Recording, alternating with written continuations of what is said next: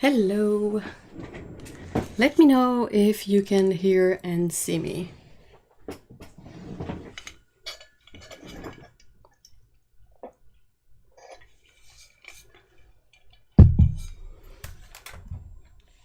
Five watching, 6 thumbs. That's a good ratio indeed. Thank you guys for liking the stream already. It's really hot today.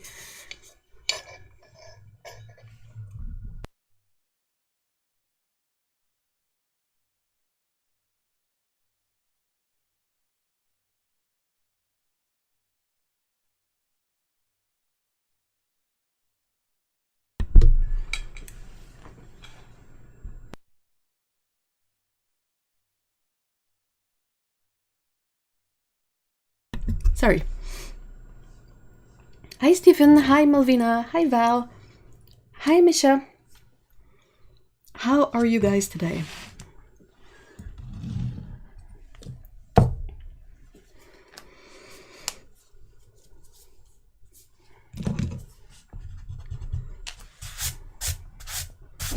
I am not made for the kind of hot temperature we're already experiencing. It's pretty miserable. I'm like, no, it's not even June yet. Why is it 30 degrees Celsius out there? Hey Mikey, hi.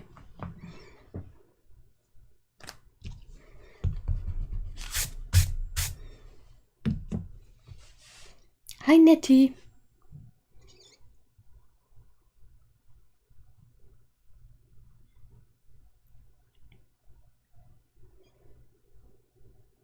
It is so cold here, I don't remember spring. Oh, I wish we could trade. I would definitely send you a couple of extra degrees.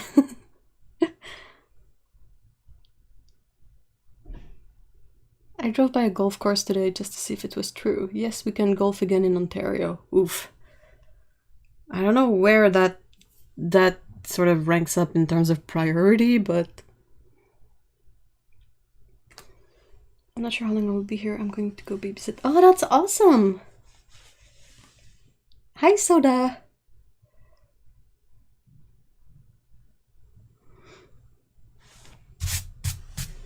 I'm way too warm, and the allergies today are all over the place.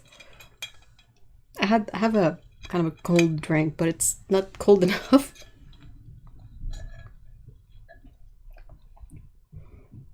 We have 15 degrees, no sun for weeks, only clouds. Oof.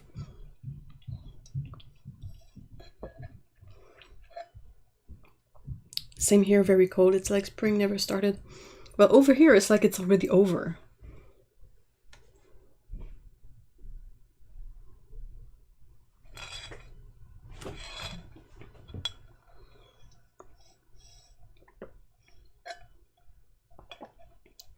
Sorry.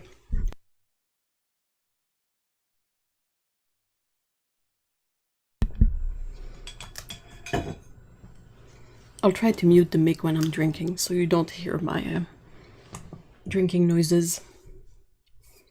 We have cooled off a bit. It was hot and muggy earlier in the week. Oh, I hope what you have now is coming this way. It is still like 30 degrees out here. And it's gray and dark and unpleasant. Sorry, I just got distracted by other human beings outside. Alright, so my plan today is to paint these, or at least get some work done on these. My big sort of question is, which paint set do I use? Because I did like 2 batches. I did 12 paintings. Really? Anyway, I did like a bunch of these already. Like this is the last sort of batch of Red Panda that I'll be painting. And for the 2 other batches, I did use the Daniel Smith palette. But I'm not a big fan of the paints in general. Like I don't enjoy using them as much. So I was like, do I finish the batch with the same paint set that I did the other 2 batches? Like the other 2 installments of this batch. Maybe that's more clear. Or do I just go like, screw this and pick up paints that I enjoy more? It's gone from chilly and grey to hot without any of those pleasant days. I know! We had a few okay days, but it really ramped up to 30 degrees like all of a sudden. I don't like it. It's like 90s here today. I'm glad that my stepfather had the pool opened. Ooh, that's a blessing. Hey, YZ, hi! I had a pair of felines fighting. Oh no! Oh no! I hope they didn't hurt each other too bad. Hey, Fairy Dust, hi!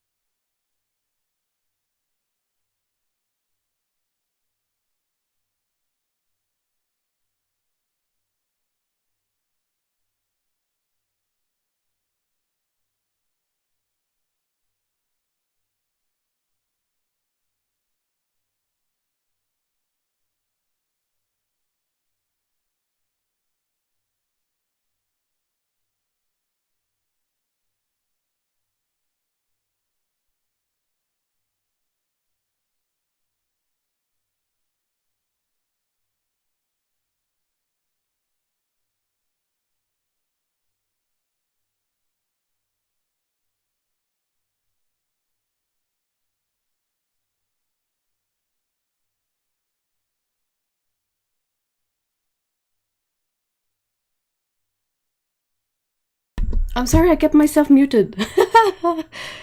I mute myself when I drink because I'm horribly self-conscious, but I forgot to unmute it. I'm sorry. So what I was saying is that thank you guys for being okay with me using the paints I love. Should be back. Just give it a second.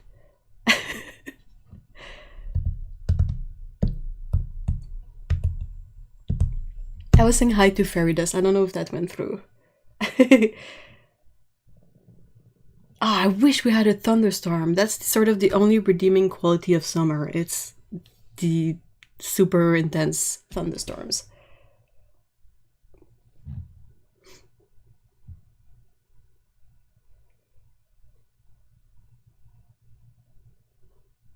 If it goes silent all of a sudden, that's probably me muting the mic. It has a button on it for muting, which is super handy, but also super easy to forget. So, yeah.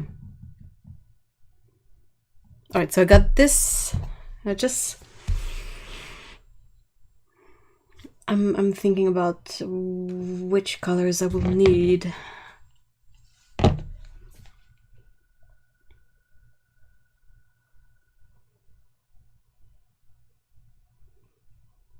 M. Graham would have been a really good choice. Okay, let's set it up then.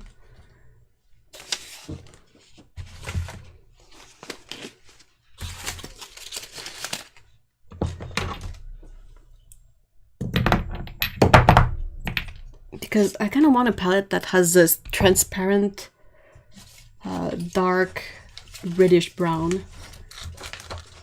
You know, like a transparent oxide red or something. Hold on.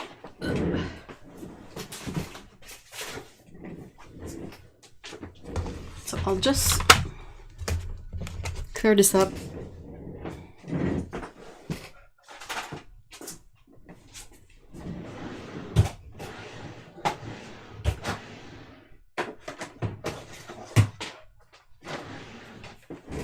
Grab this behemoth of a palette. Ugh. Hey, Kevin, hi. How's the farm going? Okay, how can I... Ah, my nose is so itchy today. Dang, that's almost still too big.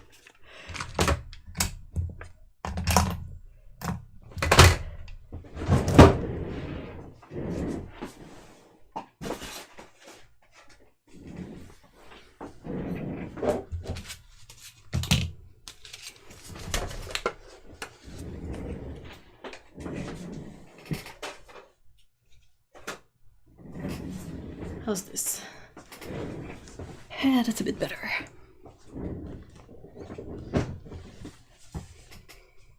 I love thunderstorms so much, heavy rain too, but thunder and lightning extra much. Mom's terrified of it. Oh no! Hey, Critadoodle, hi! Now, will that be... Oh yeah, that's good. Like, this palette is really, really big. I don't know if I can... Oh, I can sort of fit it in, but it's like... Hold on, how wide is it? It's like 14 inches by... Oops, sorry. By 6 inches when it's closed. And it's got a good inch thickness, so when I open it, it's like 18 by 14. It's like this 12 by 14, sorry. I can do maths. Me and Chip always cower away. Aww. We had a couple of tornadoes hit nearby. Ooh! Yikes. Yeah, that's when thunderstorms stop being really fun. Hey Ellen! Hey Patricia! Hi guys! Hello fellow Canadians, how warm are you? It's so hot in Montreal, I hate it. I'm gonna whine and complain for the whole stream. Okay, so let's figure out the blue that I can pick from the Schminke colors. Something that would maybe match a tiny bit with the previous paintings I did. So it was like this kind of blue that I used. These are two from previous batches. I often try to make at least one extra. Not with this batch because it's a nice even number, but sometimes it's like 3. I have to do 3 in 1 month. And I'm like, well, if I'm making 3, I might as well make 4. You know, what a what kind of difference does it make at that point? But I was using kind of a... Oh, this one is a good fit. This one is a really good fit, actually. Alright, Deep Sea Blue. You win.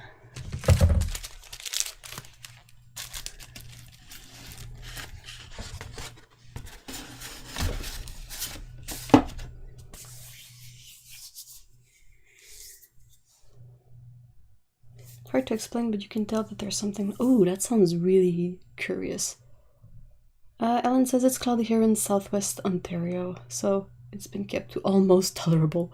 Humid though. Oh, I know, right? It's cloudy here too, but you go out and it's like walking in a sauna. Sorry. Oof. It's gray here in Calgary. How warm is it? Oh, what color did I say I was picking? Deep Sea Blue. Deep Sea Blue. There you go.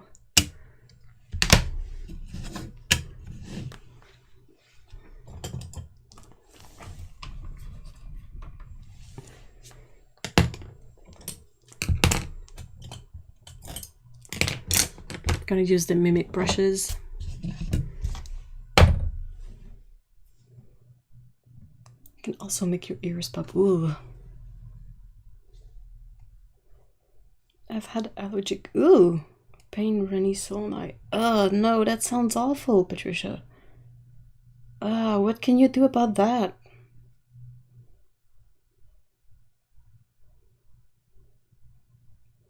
Last time I had to deal with the tornado, I was working at the bookstore still.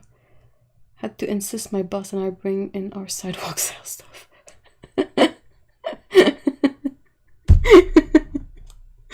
Oh no, come on, boss. I can't be good, right?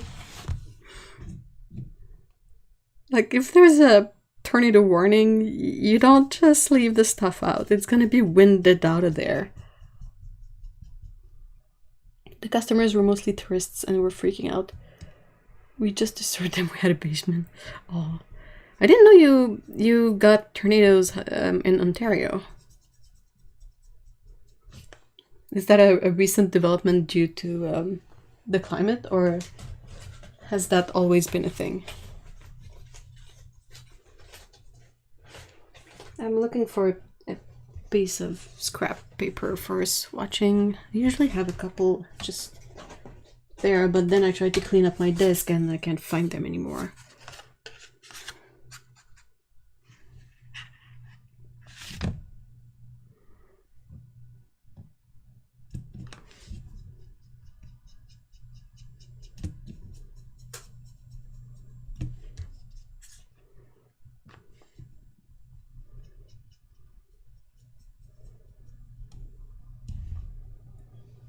I can do eye rinses, take an antihistamine, Tylenol, and vitamin C. Oof.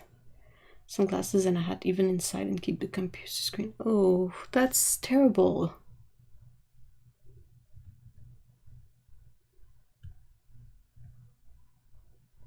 Dang, and for like with 2 weeks. Oof.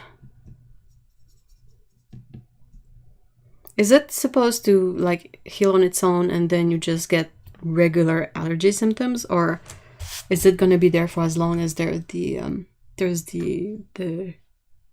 irritating pollen out there? Ellen says, oh heck, lots of tornadoes. Ooh, nah, they've been happening since I was a kid. You can see a mile-wide swath where an enormous one went through back in the 70s in parts of the area. Oh, really? Since I was a kid and long before. What did you say? Oh, okay.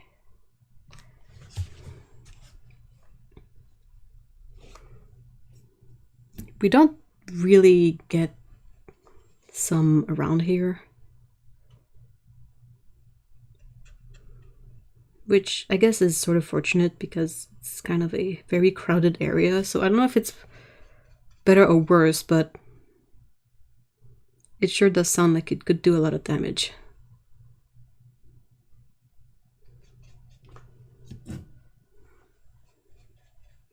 I'm really loving these super granulating colors from Schmincke.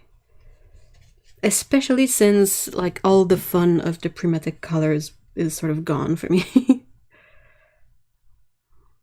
I mean, it's really my stance on the Primatech stuff is that it's not that they're bad paints, it's just that they're no longer fun for me. Like, I struggle to have fun when I know something cost me an arm and a leg and is not particularly special. Like, at least with the Schminke colors, you know exactly what goes in there, and it sort of makes sense. Like, a lot of people are able to reproduce the mixes, which means that there's not any, like, mysterious added stuff in these paints, which sort of makes them more fun to me. I much prefer not being lied to.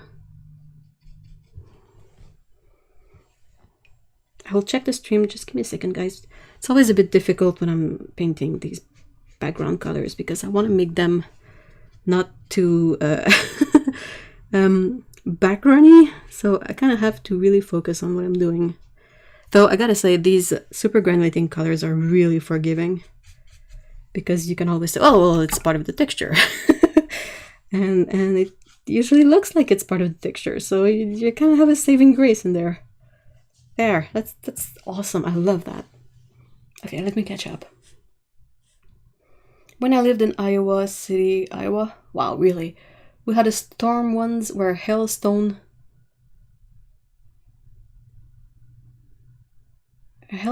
tore through my bathroom screen window and fell into the toilet bowl, the size of a softball. What?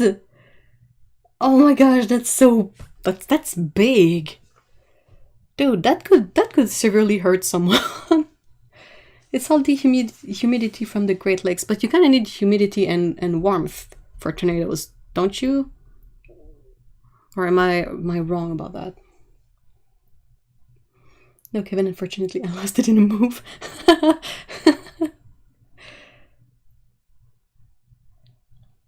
Patricia says, the only allergy I have is to birch and ash tree pollen, but it's never bothered me. This year, wham! It is supposed to last 3 weeks. I'm glad you're feeling a little better today. I kind of feel like my eyes are dry whatever I do today, which is a weird feeling. Like, you know when you get sort of a fever, the way your eyes feel? Like they're burning but dry but wet but weird. It's hard to describe, I guess. Hail is so not cool if you're outside. No, definitely not. Oof. You really have to find some sort of shelter. At least some partial shelter, like under a tree maybe? I don't know if that's a good idea. Hi, Paulo! Oh, the car damage after that storm was terrible. The insurance companies were off the hook. I was driving a beater, so it did not really matter. Oh no. Which stuff is there? It get toasty for Canada. Ugh. Well, it's super toasty and humid in Montreal too, so should I get worried? I live in a basement, so I guess there's that.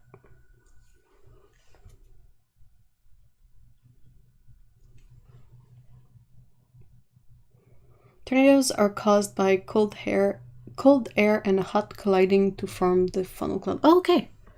Yikes. I remember watching the movie Tornado, but that was ages ago. That's exactly how it started for me. Start rinsing your eyes right away to clear the pollen. Oh, I will try that after the stream, definitely. I'm kind of really bad at putting stuff into my eyes, like drops and all that, but I'll definitely like go to the sink and put a bunch of water as much in my eyes as I can. Ah, dude, what? Kevin! Right now I'm playing the game of do not subconsciously put my tongue in the dry sockets or my wind. Ugh. Dude.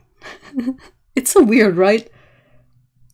Before it completely heals, you're like, huh. That's a weird feeling of like there used to be something there and now there's not.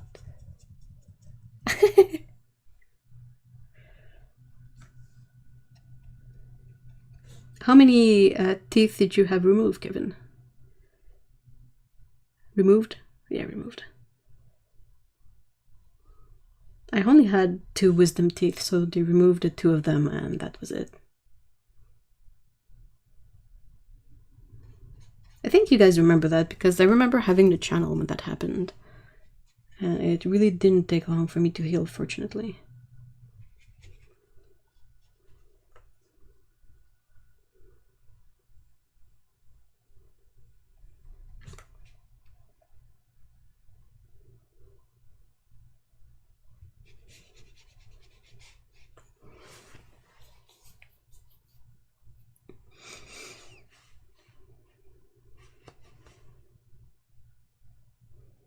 This week I saw someone defending that people shouldn't copy watercolor recipes, which I found was weird to do. This person sells watercolors with no pigment. So what do you guys think about it? That's an interesting question. What do you think about it, Paolo? Personally, I'm like, well, no, I mean, copy away. What?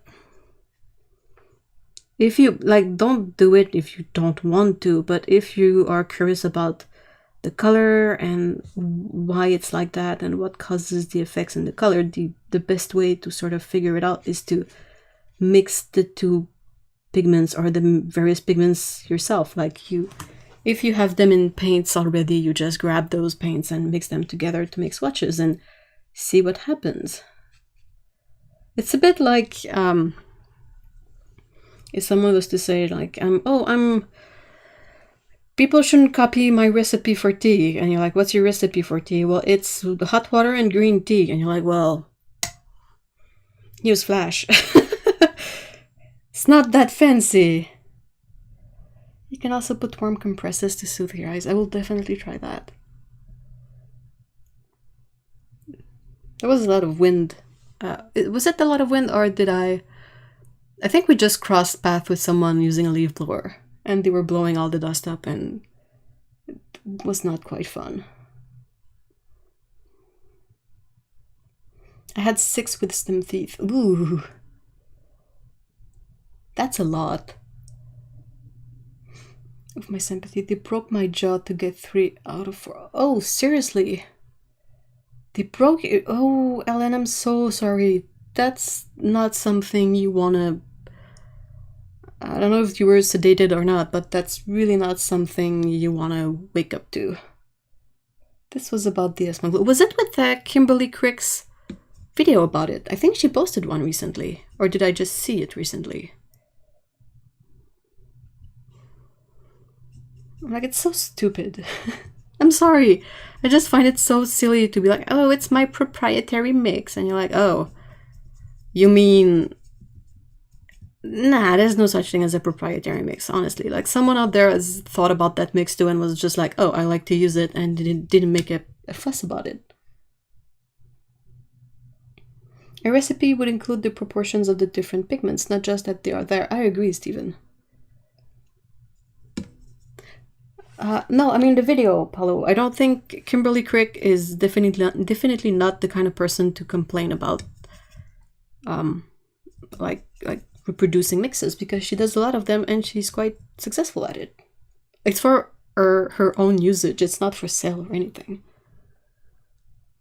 And I mean, Moonglow, is that the one that is not completely light fast? I mean, crikey. I'm all for sharing knowledge too, YZ. It's just so obtuse, I find, to keep that stuff. It's like when you do the digital art and you use specific brushes in your software, some people get really sort of annoyed that people ask, oh, what kind of brushes do you use? And I'm like, that's such a stupid thing to be annoyed about. Like, people like what you do, they want to learn, they want to figure it out, and you're just gonna say, I won't tell you my bitches. That's what I think about it. We have to learn how to mix our paints, and keeping a good mix a secret is just selfish. I agree, definitely. Critadoodle says, I prefer my watercolors to have pigment info. There are ones that I avoid because of my cat and strict environment and law. I can speak. And strict environment laws where I live. Yeah, that's a good point too. I was sedated on the Twilight stuff. What is that? besides some really dodgy books. I woke up when they did it. Oh, I still remember it, not fun, and that's why I have a medical weed prescription now. Still in pain all this time. Oh, I'm so sorry about that, Ellen. That's awful. Seriously, that you still have those effects later. That's, I mean, bad enough that it happened, but to be stuck with it so much time later. Well, I'm glad that weed is legal now, for that purpose, at least. It gets such a bad rep, but it's so it makes such a world of difference to a lot of people that I'm like, well, I mean, if it's not for you, just don't take weed. But if it can help you cope with everyday life, like pain, or people with migraine, I've seen them use it a lot, or people with hunger issues, like some people who have a cancer treatment that completely ruins their appetite. I'm like, that's not my problem. I'm not the one smoking or eating it. Why should I care about that? It was a person who was doing a Primatech review and found out about the Primatech lies. The person who was saying that they should keep the recipe secret, or the video on which the other person was responding to that. Some whatever. I watched the DS live stream yesterday, and I was just like, I keep trying to ask the dude at Daniel Smith, Mr. Cogley, to be like, he showed swatches of his Aurelian paint, and as we all know by now, Aurelian will gray out over time, and of course it will gray out significantly faster if you put it in the sun, which you really shouldn't do, but for the sake of making the experiment faster, I think that's a good option. But I kept trying to have him, like, he showed those swatches going back to 1994, and he was like, oh look, it's still perfectly yellow, and I was like, yeah, sure, but where was that kept? And it's kept in a dark drawer or somewhere, and I'm like, well, that's not exactly a good test. Like, that's not relevant.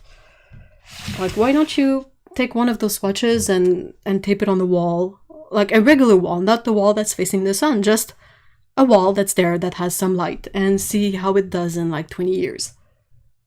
That's what would be interesting to know. But as for mixing paint, I'm trying to speak too fast today. Ellen says, but as for mixing paint, I always tell my customers how to get paints by mixing if I'm out of a certain convenience color. They're always grateful. Yeah, definitely. I've tried digital art a few days ago, and my lord, it is a different beast. It is, Val, it really is. Stephen says, and I think that if your art depends on a specific thing, well, you are not a good artist to begin with. You are just a one-trick pony. That's interesting.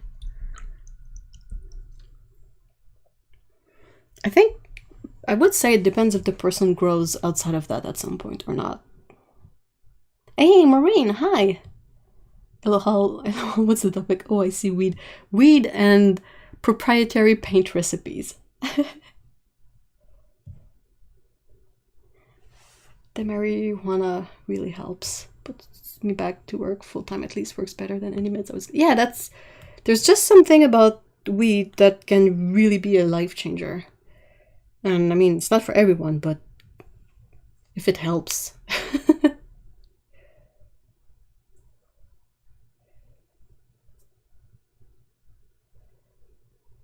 Mostly use CBD and a minute amount of THC at night to sleep. Being a real game changer. I think the chemistry of weed has got to be super interesting. They're trying to drop my opioids, and my doctor is always on me to smoke more. That's kind of funny, right?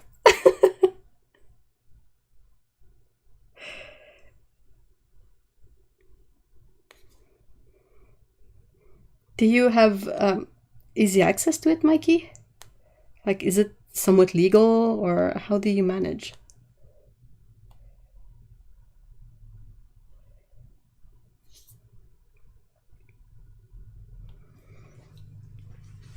Oh, it was on the video. She complained on how TS was so good and had so many good things like Moonglow that other companies, and she singled out Roman Schmal copied. Oh, okay, you gotta send me that video like on the Discord server, because I like a good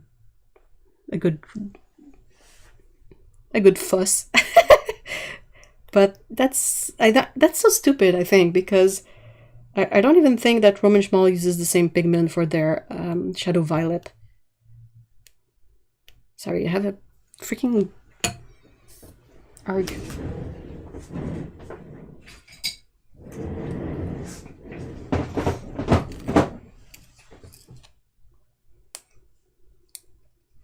And that now she was mad at them for lying to people.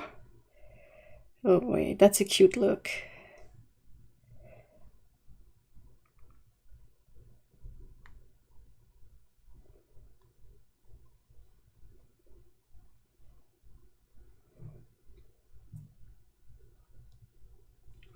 Was it in the video that we sort of watched together when John Cogley was all like, oh, people have been stealing my custom blends and mixes for years? And it struck me as such a what's the word I'm looking for? It was such a silly thing to complain about.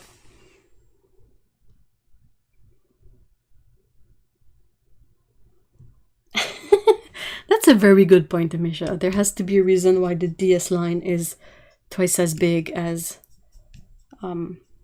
Well, one thing they do that I notice is that they have an absurd amount of earth tones that are basically all the same.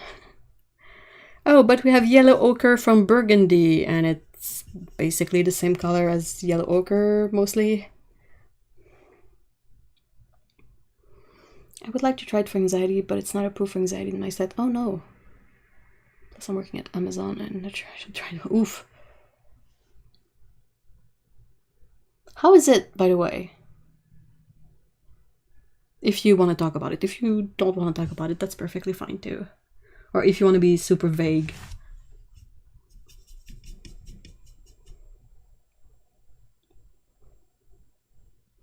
Stephen Quiller says, don't get too facile.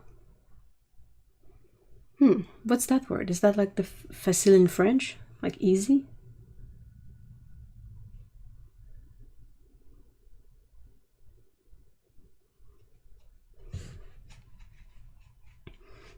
Like, I really didn't enjoy the fact that Daniel Smith thought that labeling a pen Jane's Grey was like, sure, I mean, Jane Blondell has contributed a lot to the community and we all really appreciate that, but I'm fairly confident she did not invent mixing ultramarine and any kind of brown, like burnt sienna or burnt umber also works really well. I just find it silly that they went and called it Jane's Grey, which makes it sound fancy when it's not really. It's just a super basic mix. It's like, oh, I'm gonna mix a yellow and a red and call it Ev's Orange. Like, that's just... I don't know. Feels like a cash grab, that's what it feels like.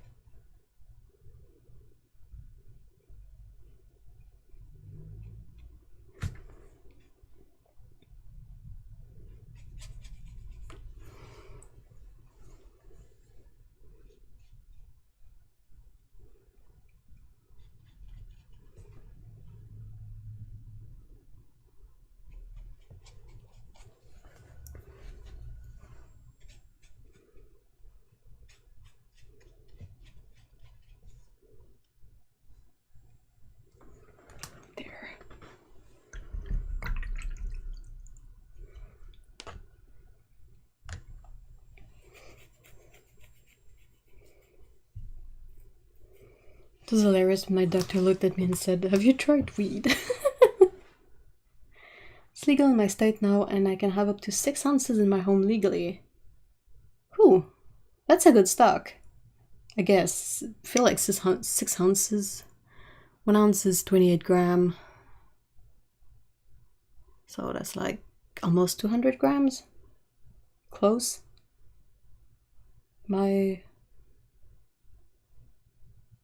Yeah. Around 175 grams, something like that.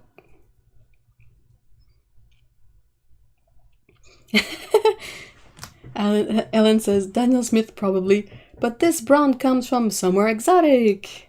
Me, still brown dude. Yeah, they have like these Verona gold, ochre, burnt, whatever, and I'm like, okay, but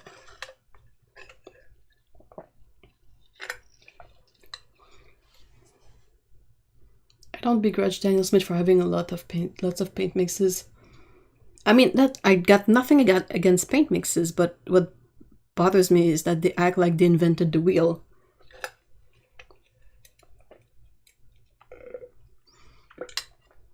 Paolo says, I think that there are old books on mixing that show that mixture.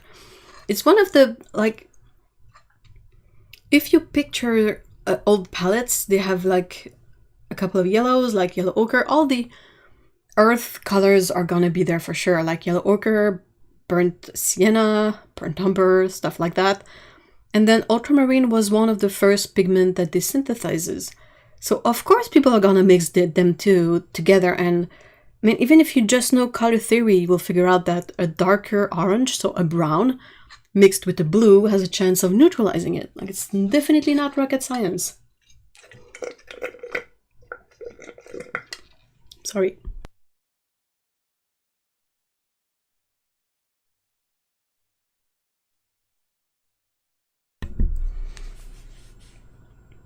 Yeah, they're good at marketing for sure. And it is good paint. I'm fine working at Amazon. I was so burned out on managing people. I go in and do my job and leave. That sounds, I mean, like, I think that's the kind of job that I would like to do. Like, I kind of like filling out lists. I don't know if that makes sense. But you hear so much bad stuff that I was wondering just if that's really all that bad. 400 mixes in watercolor, something like that. Ooh, 400. Isn't Kane's Gray? Jane's Gray the original recipe for Payne's Gray? That's a good question. Hey, have a great weekend, Kevin. I hope your former wisdom teeth spots heal well. Hey, Alex, hi. As far as I recall from her blog, the point of calling Jane's Gray was not because she discovered the recipe. She acknowledges that PB29 and PBR7 was already well known. Yeah, I mean, the fact that she had that color and she named it Jane's Gray because that's what she was teaching her students, I think is the thing. And she liked to have it, like you say, but it was the case of her going far as mixing great amounts of the pigment and tube it in order to have the premixed gray in hand. Yeah, I read that on her blog, and she would have it ready on hand because she needed it for the students. And in that context, no issues with it. I just find it a bit... I don't know, I find it a bit weird coming from a company like Daniel Smith that would like market that out. Like, it doesn't have the sort of transparency aspect of saying like, oh, it's a mix of these two pigments, but I do a lot of pre-mixing because I need it a lot. It just feels like they want to sort of use it more as a marketing item. Like, it doesn't come with a bit of an explanation on why this color exists or what does it mean. It's like when you see McCracken Black that has like 7 pigments, and it's a pretty black for sure, but it's so weird to just have that and you're like, okay, but why is it special? Why is it that person's black? Exactly. My weekly geek joke, I want a Jean Grey.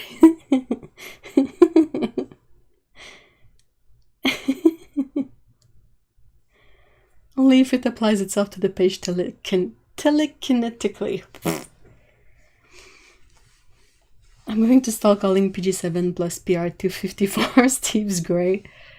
Mine is PG50 and Sennelier's Caput Mortem. Like, you know what I mean? It's just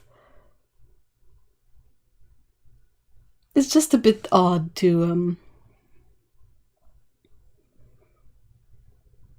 have it like without the context of that stuff. It's a bit when they do the artist dot cards. I think the artist dot cards are not necessarily colors selected by the artist for the dot cards, not the set. I mean the dot cards.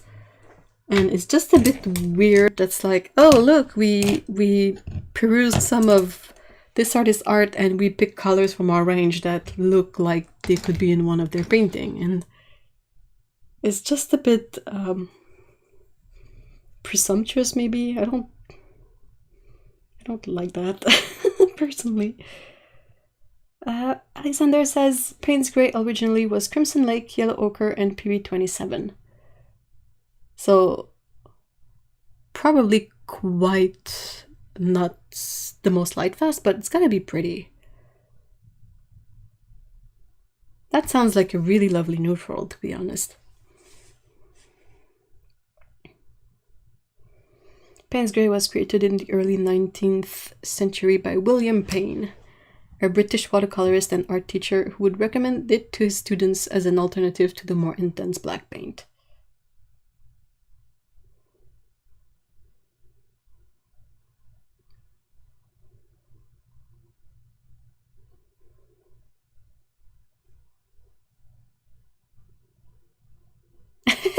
Oh, mine when I'm feeling fancy and working on a gray horse is PB60 and PO40. Ooh, I have to... pencil.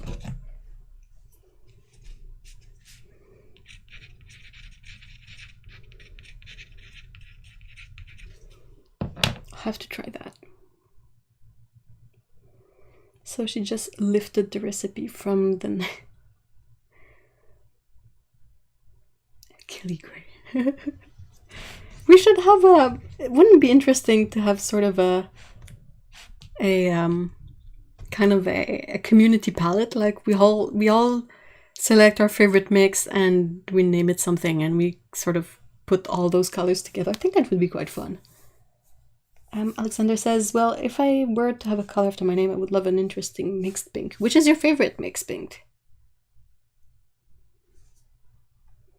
I think it's a little pretentious, the naming of the gray. Yeah, I don't know, it's just...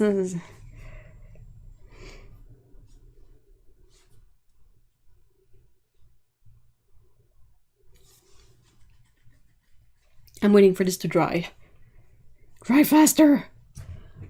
I also need to figure out a good green for the lower part.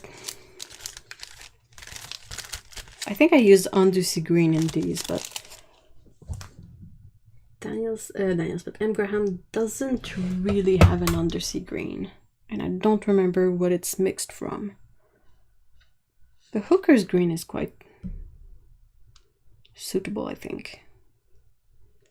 I might mix in a bit of cobalt green for texture's sake. Oops. Make a gray out of 50 different pigments. Its name would be palette mud.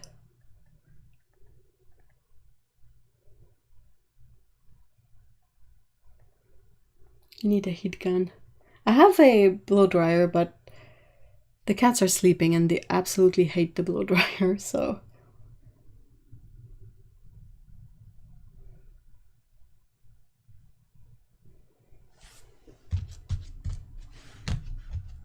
Getting there.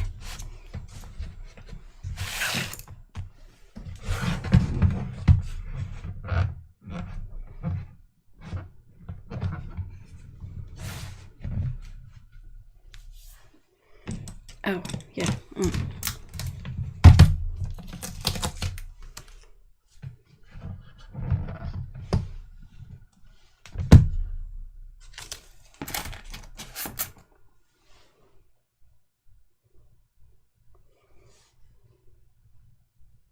Okay, I think what I'll do is I'll take a quick bio break and come back quickly. So if you have a snack to grab, a cup of tea to refill, or to have your own bio break, I'll be right back. Should I? I'm gonna make a BRB. There you go. Just quickly.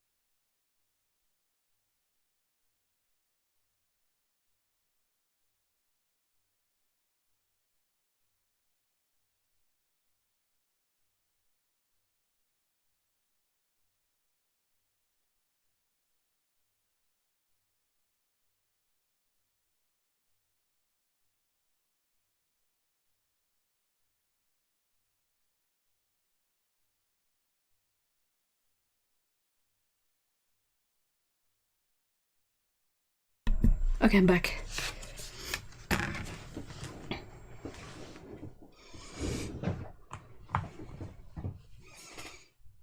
Hey, Yuri, hi! I imagine if you turned on the blow dryer, they pop up and scatter rambunctiously. Somewhat. Hi, Dominic, by the way. If I turn it on, Scout is gonna wake up and be sort of worried, and Pico is gonna scatter.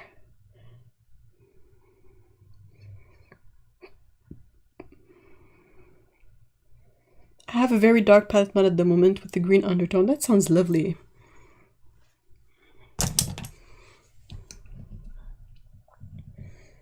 Hey, just like that, does anyone know the exact color composition of undersea green? Just for fun, like.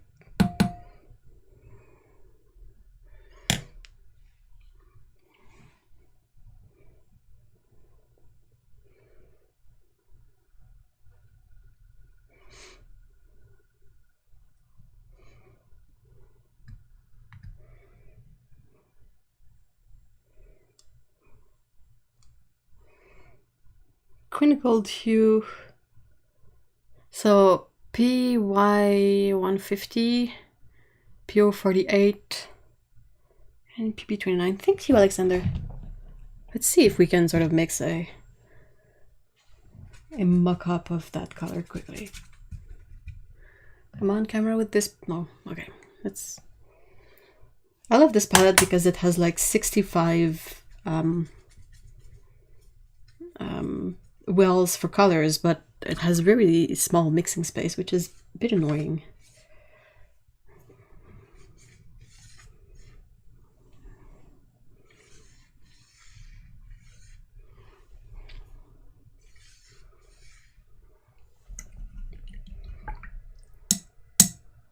Hey, thank you guys. Yes, I think I have all of these pigments from M. Graham. And they have a gorgeous... Should we maybe do something a bit more clever about this, where I don't really have to go over my painting all that much.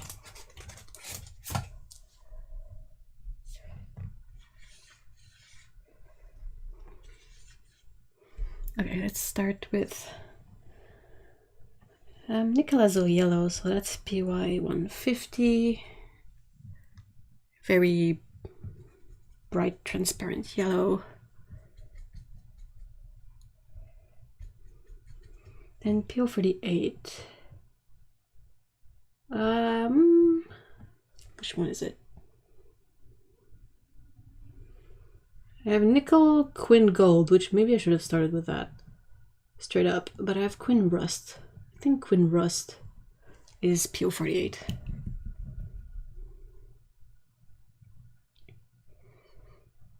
No. Oh my gosh. Palu wants to give us heart attacks. I don't think it's true that PB60 is going away. Have you seen some other company aside White Knights mentioning they have issues with their PB60? Because I think the thing with White Knights is that their manufacturer couldn't source the same exact pigment, and since it wasn't the same exact pigment, they didn't want to name it the same name, so they made a new PB60 color. Like, they still have a PB60 color, but it's not the same hue as their previous PB60 color.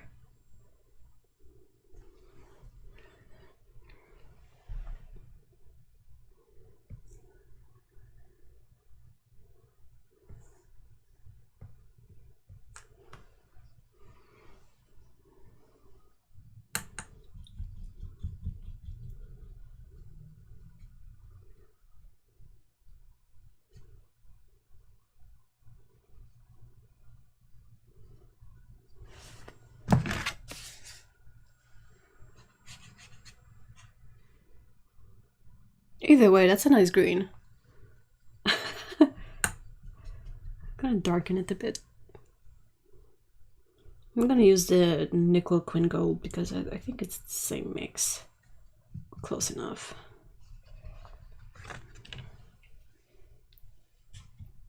Oh, dang it. Now I have another issue. Can I move this a bit? Hey, Sally! Hi!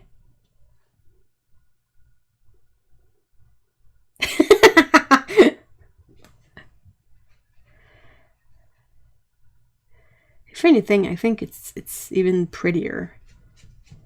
Maybe it's just because my ratio is different, but it's nice and vibrant. Those M. Graham paints dried pretty nice. All my M. Grahams are way sticky. If they weren't in a pan, it would move, albeit like molasses. Yeah, they don't move, but they're all sticky. Like, if I put my fingers on them, I'm gonna have a stained finger, except for maybe the Viridian and the ultramarine blue when it's dry. It's wet now because I just used it, but...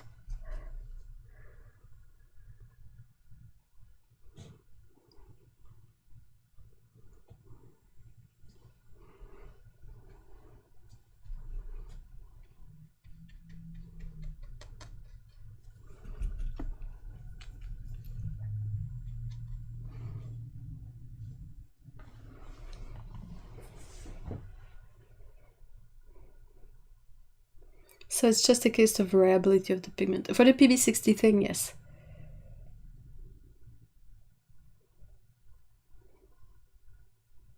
Oh, my ultramarine looks way moist and gooey.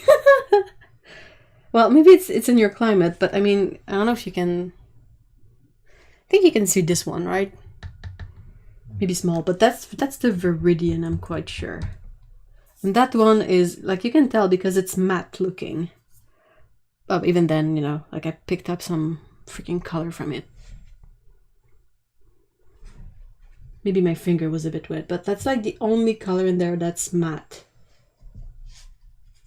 Like all the others have kind of a shiny look. Hey Melissa, hi! Alexander says, I hope Windsor Newton? White Knights? White Knights don't get rid of some rare pigments, even if it's not completely light fast. Hold on, let me read that properly. I hope White Knights don't get rid of some rare pigments, even if not totally light fast like the PG8. I wanted to have that fugitive PY1, but they discontinued it. Oh no! And I completely agree with you. A PG8 is such a pretty color too, and I know that Shinhan has a PG8 color, but it's not the same, probably not the same exact pigment because it's not the same color.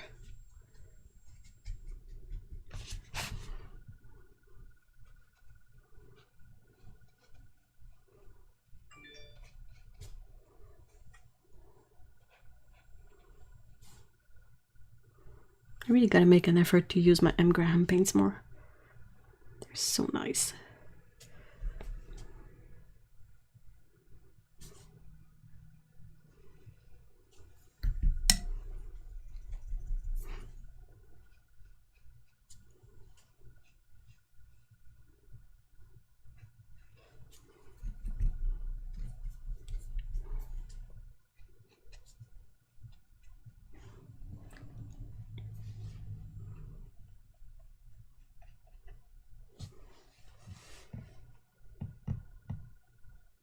Before I forget, go Leafs go.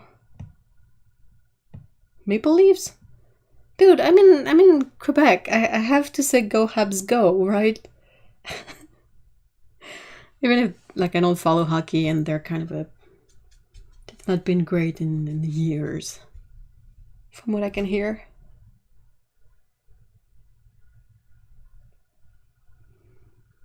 Hey Sarah, hi! Just afraid if I was traveling outside in the humidity. Yeah, I wouldn't travel with that palette, for sure.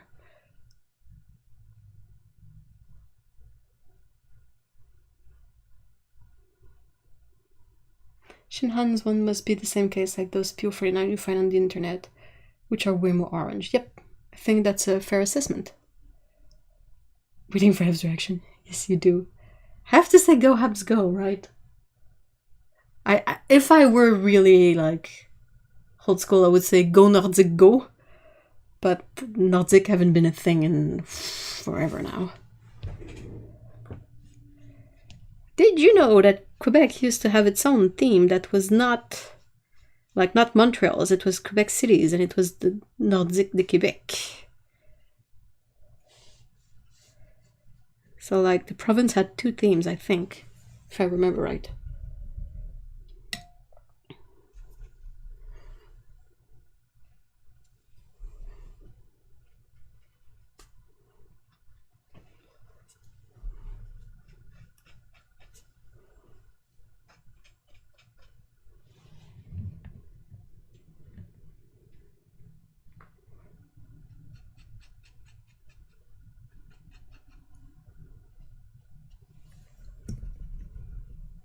Is there anyone in a humid climate that has cork paints? I don't think they would run. They're not made with honey. I don't think Aquazol runs. It's a very solid, like, it dries as a very solid synthetic gum, I think. From what I've seen my cork paints do, even though it's not the most humid place here. Well, it is humid right now. I'm reaching for a paper towel. That's a bit too wet for my tastes. Bring back the Nordic, yes. My dream is to plant madder and try making a whole artisanal rose madder gin. And ooh, that would be lovely. So I don't know where you're at, Alexander, but you can buy madder root, like the root itself from Kremer, I think. Yeah, I have always cheered for the Habs. Vive les habitants. I think let's go Habs. So go Habs, go. Bring back the Nordic. My younger brother and friend are both Habs fans. Oh man, they gotta be so disappointed though. Peter Stastny, Dale Hunter.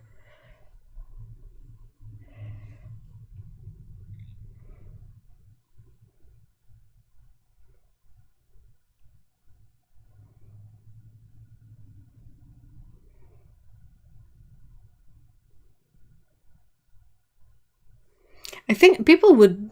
I think it really depends. I think the thing that happened with the Nordic is that they didn't... Maybe they sort of had a bad roster. I'm really not a good...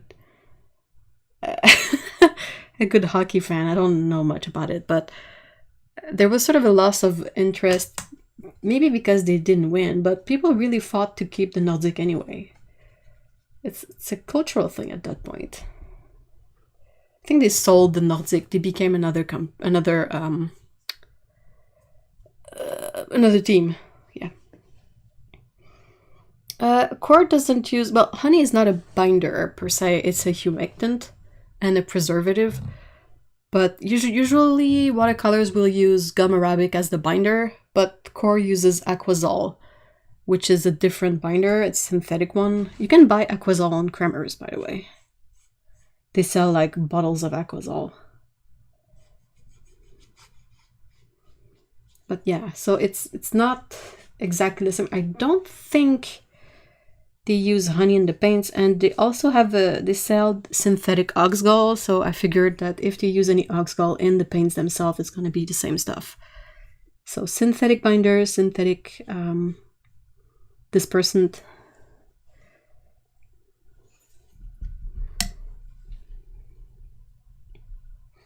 My brother-in-law has a hockey podcast in French. Ooh! In case you know. Dret sur tape. Oh my gosh, that's such a good name. Ah, that's so cool.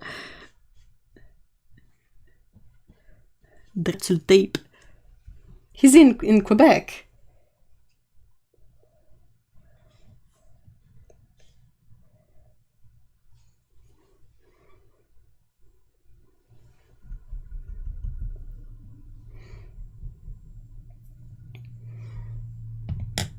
Yeah, Aquazol was not invented by Core, but they're the only watercolor, like commercial watercolor company that uses it for paint.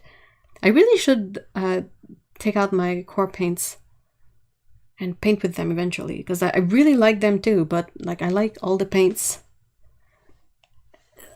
Yeah, most of the paints. Yep, in Montreal. Oh, like me. Small world. That's kind of cool. Dret sur tape. Such a good name. All of my non-Core mini pans are tacky and show fingernail indentation exactly the same way as my M. Graham. You mean... Oh, okay. All the Core pans you have that are not in the mini. So all that are not extruded paints. So Critadoodle says Core paints are vegan except for any that contains PBK9, which is ivory black. Is it? Yeah, so it's made from burnt bones. Let me take it out.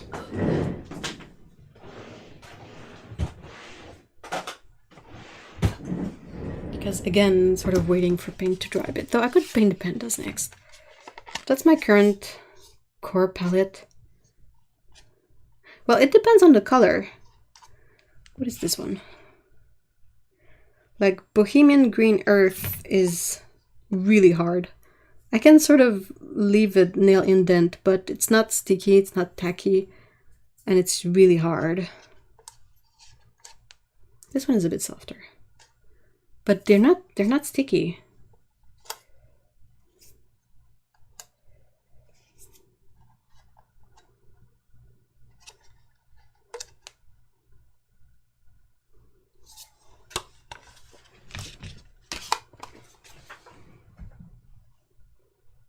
paint on my finger.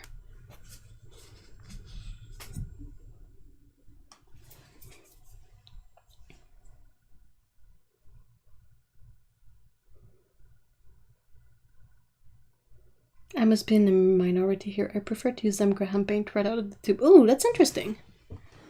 Why do you prefer it that way, Sally? Val says, Ev, what was your first watercolor paints? It was a set of Pentel. I made a video on them, I think. It was the cheapest Pentel set of 12 colors, maybe?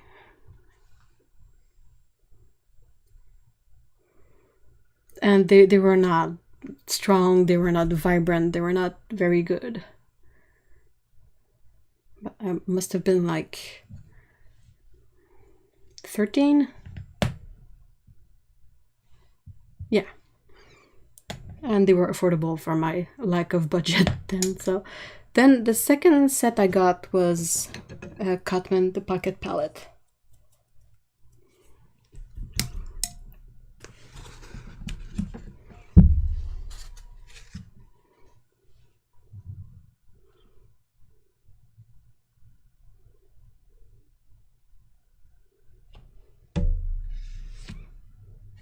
Oops. It's not where I wanted that.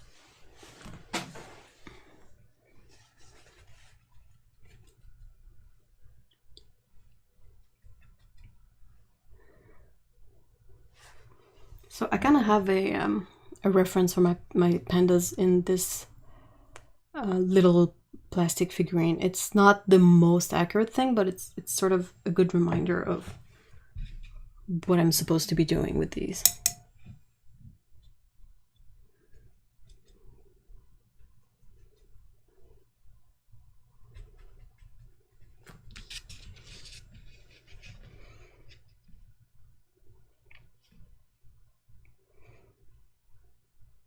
Out of the tube, it's much easier to get rich darks and washy flowy effect. Ooh, that's pretty cool. Core uses it on their watercolors so they don't use gum arabic, which is yellow and can tint the blues. Interesting. It's Shifu from Kung Fu Panda. Yeah. Master Shifu. In Core's brushers, they say Core's exclusive binder.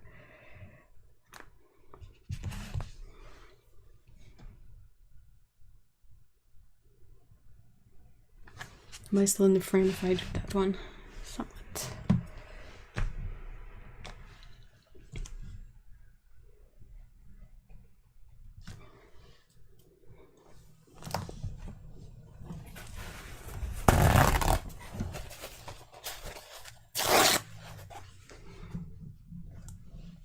Hey, Joey, hi.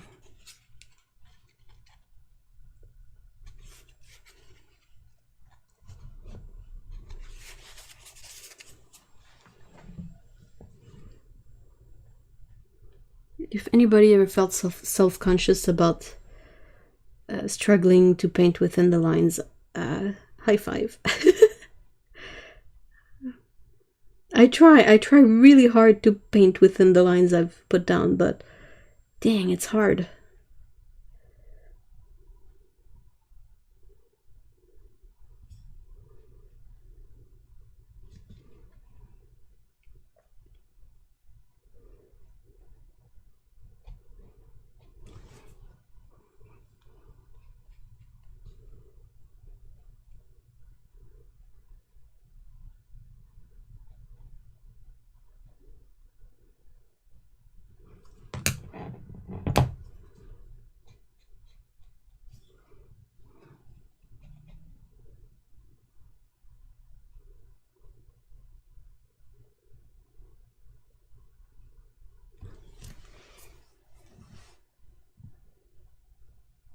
Just dove into my box of palettes. How did I end up with 23 half-pan of Van Gogh? Is furiously making mental notes. This is my hard class. What do you mean mental notes, Michelle? What kind of notes are you taking? I kind of forgot to paint that part there. Oops.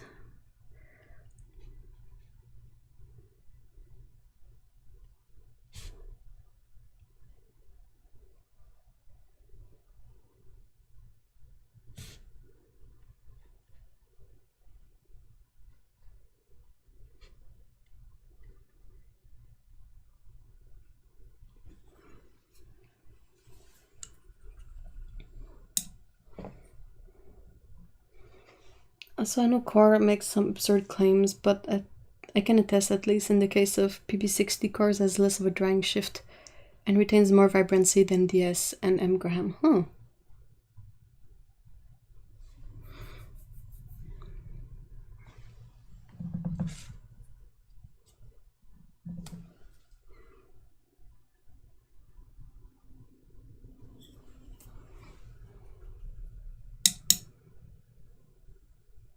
My mind keeps drifting off on all this information. Love you guys really. Aw.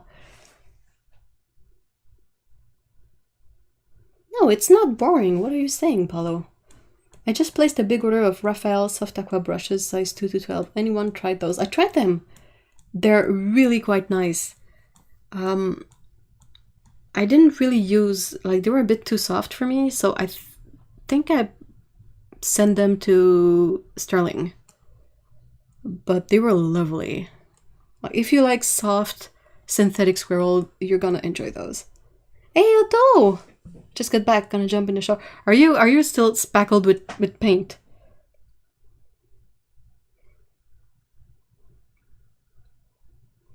The highest quality of watercolors I have right now is the Mia palette.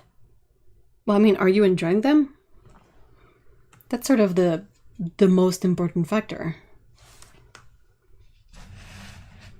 I'm enjoying the knowledge. I'm new to this. Hey!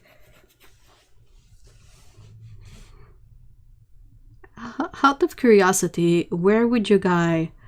Say you had to sign up for a class. Would you sign up for the beginners, the intermediary, or like the professional class?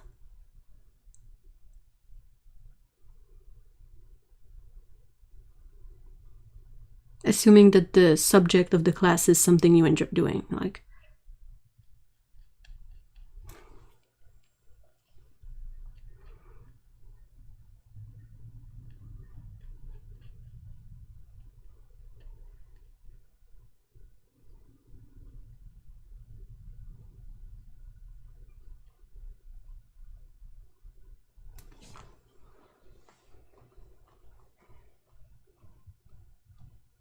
Totally speckled. Oh no! Oh no! Dang. We talk about Core and Dr. Otokano appears. Yeah!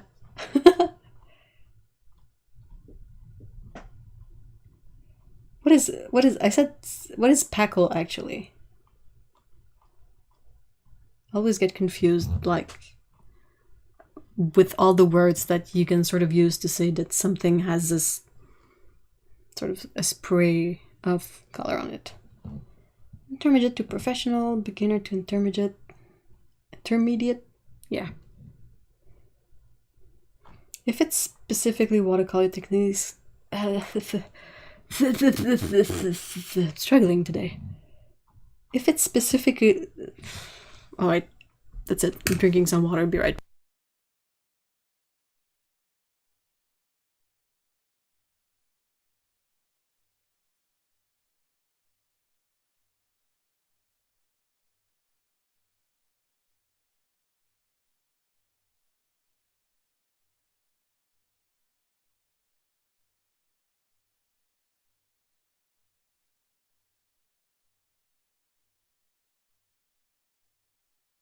Okay, sorry.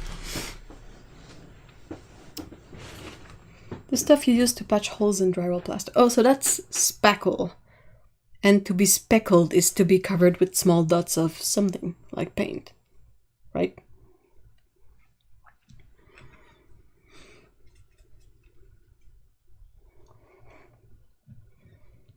Intermediate, beginner to intermediate. That's really interesting.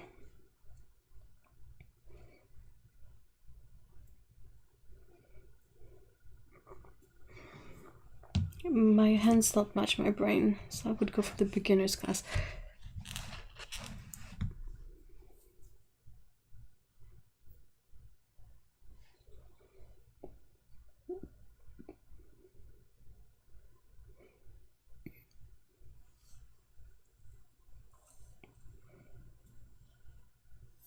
It's really interesting. I think if I were to sort of make a sort of a program of... I can't do this. Lying is my nemesis forever. I think if I were to think of classes to offer, I'm not sure I would go necessarily towards that kind of level. I wonder if it would be interesting to have classes where you have, let's say you have one, instead of being like beginner, it might just be something about more abstract stuff, so that you're not bogged down by trying to make something realistic while you're trying to learn the medium.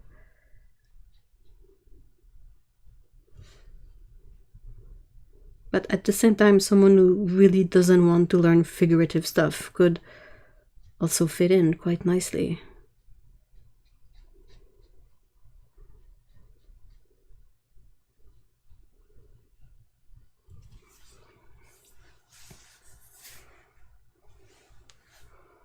If I like the teacher, I'd go through all 3 levels. Oh, interesting.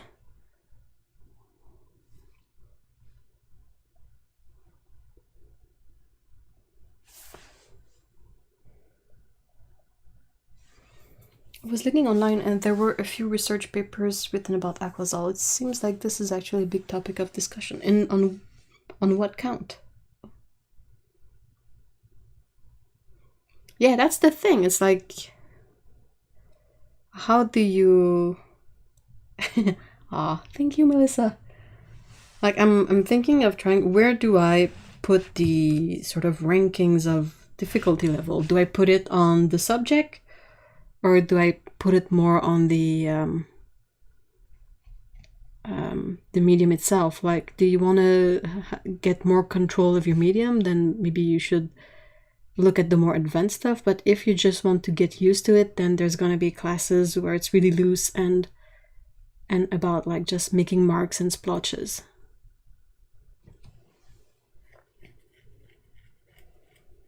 Are you thinking virtual or physical classes? Oof, definitely.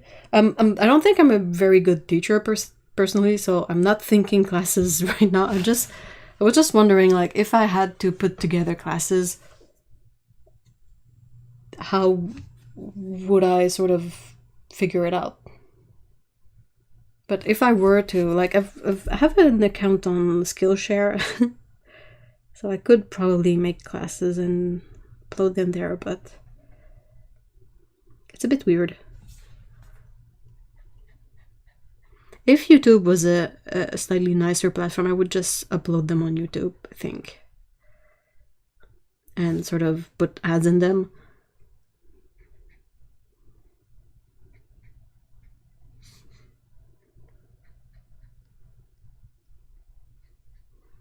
But like, I don't know what I could teach, really. I think the only thing I sort of feel like I understand well enough is how to mix colors to get the color you want. So if I had to do a class and I had to start somewhere, that's probably what I would make it about. I have off topic, but since your video about PR168, there's any recent discontinued pigments? Not as far as I know. There's the thing with the specific White Knight PB60 pigment, but that's not... I don't know if that counts per se. I haven't seen anything yet, anything else, really.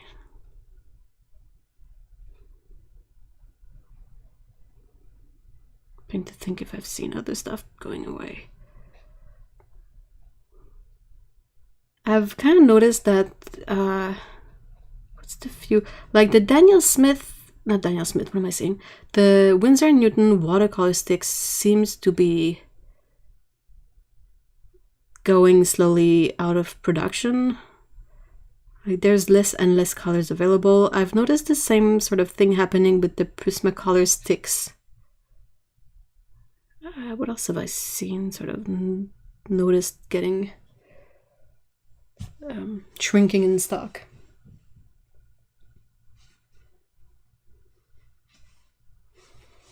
I would love something like I've said. I've always wanted to do more abstract and trippy art, but many courses around here focus on realism. Yeah, that's the thing. I don't... That's something that sort of bugs me. Like, I'm not... I know I don't have the patience for rendering anything. Be it digital or traditional or sketch. Like, even if it's not paint, if it's just like graphite pencil, I would render part of it, think it doesn't look right, and stop. So I was trying to think of grading the class in other terms than realism.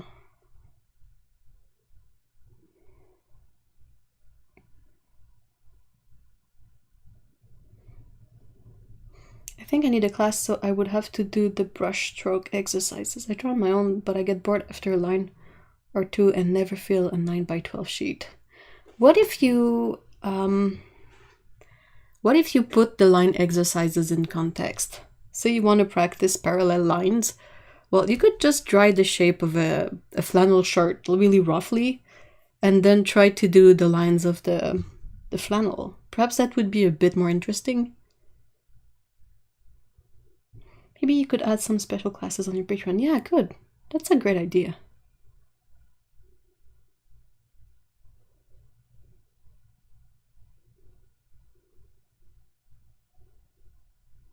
Thank you so much, Sally. It means a lot to me. It's just weird. Like, every time I tried to teach my friend how to crochet one time, and made me really realize that you kind of have to organize your thoughts before you sort of try to teach anything to anyone. Because it's like, it makes sense in my brain, but it's not necessarily ready for sharing. Like, I kind of have to figure out where to start, how to implement like the basic stuff, what other knowledge is relevant. Oops, that's not at all what I wanted to paint.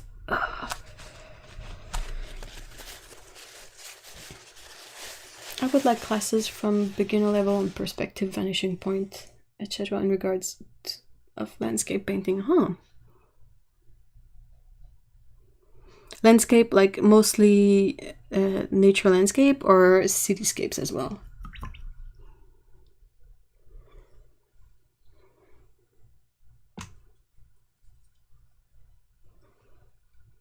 I feel like I could do like really basic perspective, or like what I remember of the sort of tips and tricks they gave us in perspective class. Teaching is hard. Yeah, definitely, man. Extra respect for teachers out there, because it's not just being like, oh yeah, I know, here. You don't just go here because it comes out a jumble. You kind of have to really organize your thoughts, and also leave room for, like, keep it, how can I say this? Don't make it too much of a hard structure in your brain how you teach the stuff, because people are gonna ask you things that is gonna disrupt your structure of how you teach the stuff. So you gotta be able to sort of reshuffle everything and still make it consistent.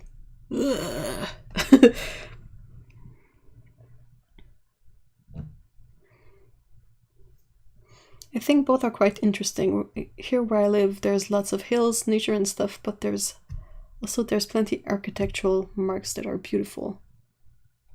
Yeah, definitely.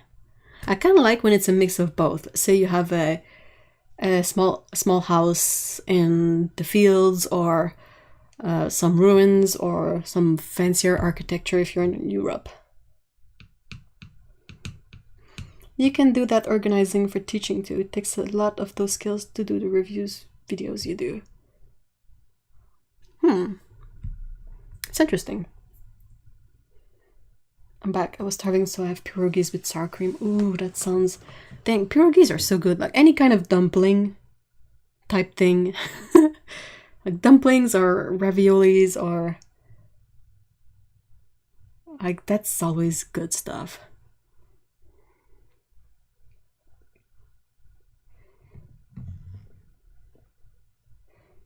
Yes, that sounds amazing. I mean, that's something that I could probably share a few of the tips, like, right now if I wanted to. Might be more suited to a live stream because I wouldn't have to wait for paint to dry all the time. But it would be sort of a bunch of tips and tricks that are somewhat helpful to keep in mind when you draw.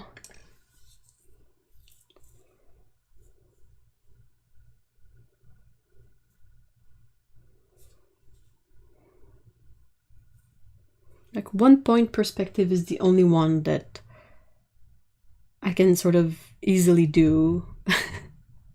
If we get to 2-point perspective, I'm always like, no. I can do it, but it never looks right, you know. And it's a bit of a hassle to set up, so I'm always like, oh. Meh. Even the frozen grocery store pierogies weren't that bad. I love them. Do you still get them, Steven? They make a lot that are like, just like I think they make some that have vegan stuff in there, like potatoes and onions or chives, something like that. It all comes down to communication. When I was interviewing people for a comms position, I asked them to explain verbally in that show how to create a paper plane. Most weren't able to explain clearly. Oh, wow, that's a really sort of interesting question.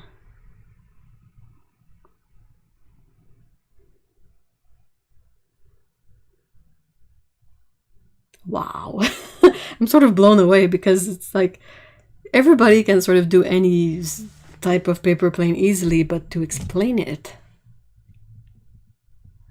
Dang, that's a good question. To get perspective.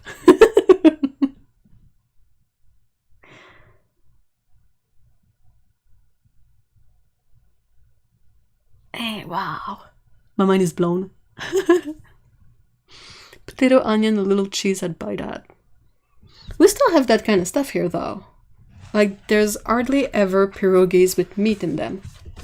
The ones I see at the grocery store are mostly cheese and potato, or perhaps bacon a bit. So I guess bacon would be out, but...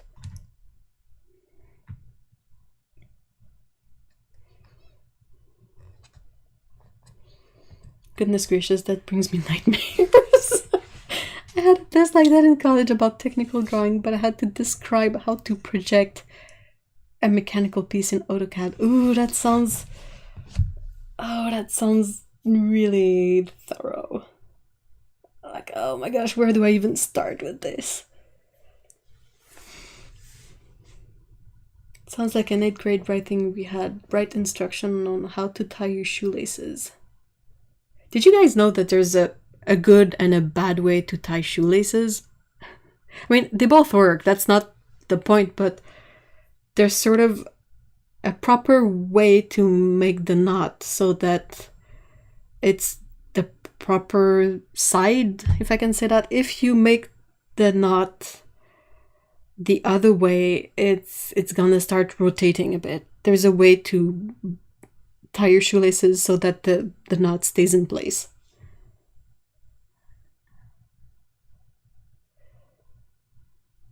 I learned that like not that long ago, and I was like, oh, whoa, mind blown.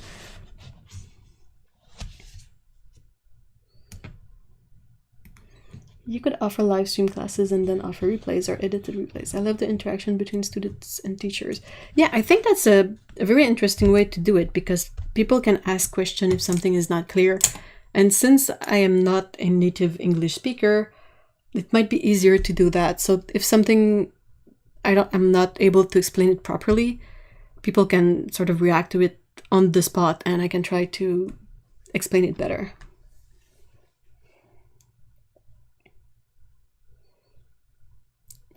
Results were interesting. I was taking their instructions and reading what they told me to do, then showed the interviewee afterwards. Some actually gave up partway through, though. Oh my god, what?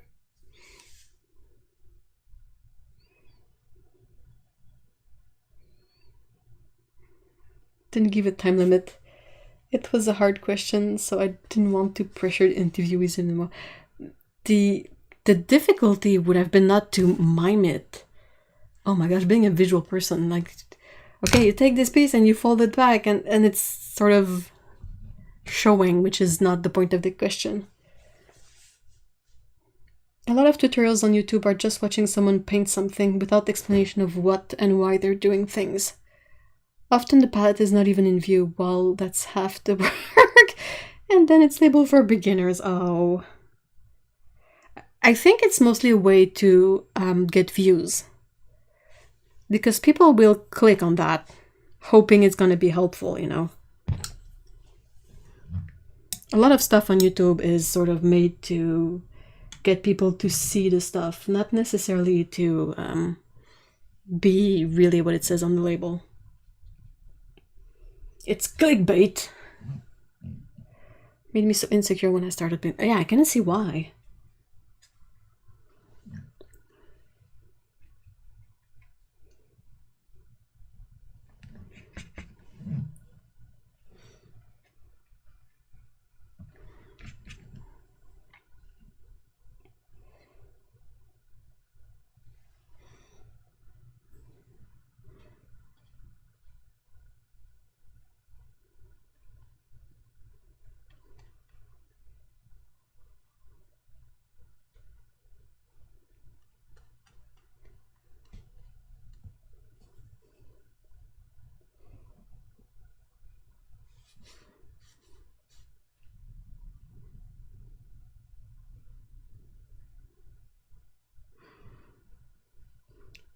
I can share a quick tip on painting landscapes, because that's kind of something I like to do. I like to do like simple landscapes and usually put a cat in there.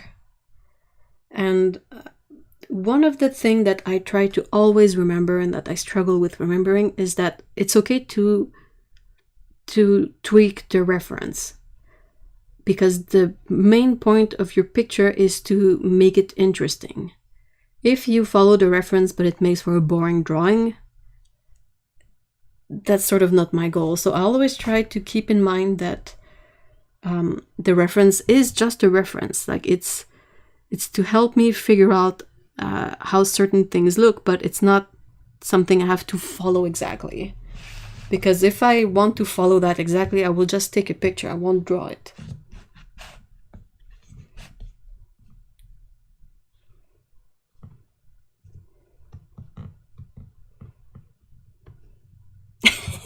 Tim Wilmot is an example. The first 30 minutes of his painting, you don't know what the heck he's doing.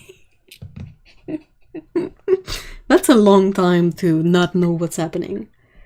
Based on the ones you did a while ago about how to paint fruit. Thank you so much. Yeah, I really kept it simple because I was like, if I make this too complex, I'm gonna lose myself in there too. But the fruits were fun to paint.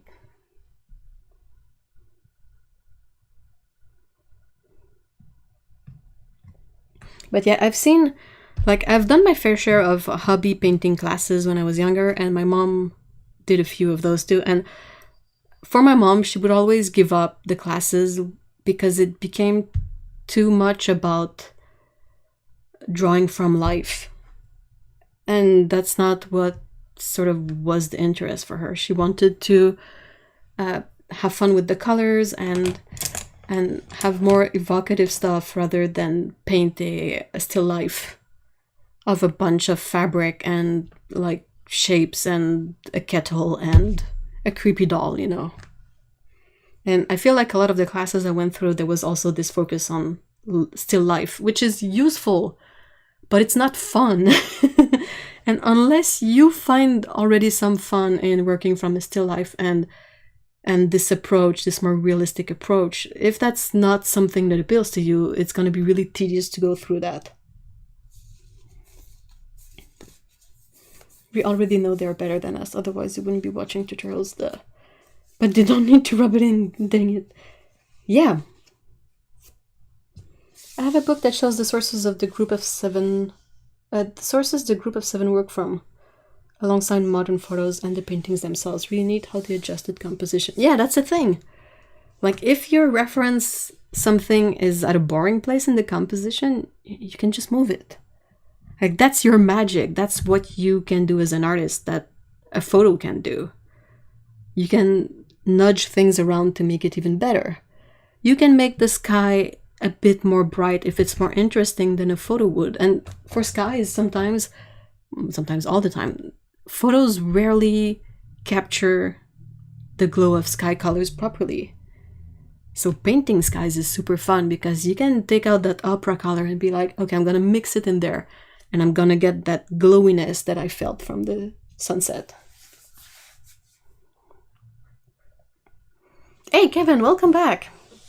Not gonna lie, college killed my love for art. Now that I'm viewing art as a hobby again, really reignited that by taking the pressure off.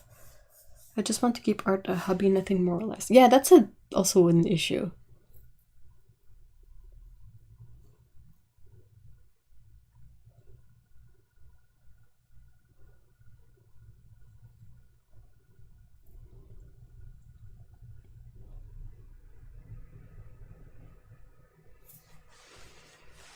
I still think watching someone paint something can be helpful, but it really shouldn't be labeled as a tutorial. I agree. But yeah, I think they do it for views. To be able to put like that tutorial word in there that people are gonna seek out on YouTube. Oh, I'm all for pink and lilac skies. Yeah.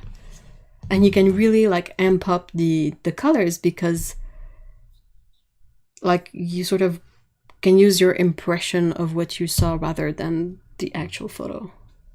That's a lot of fun.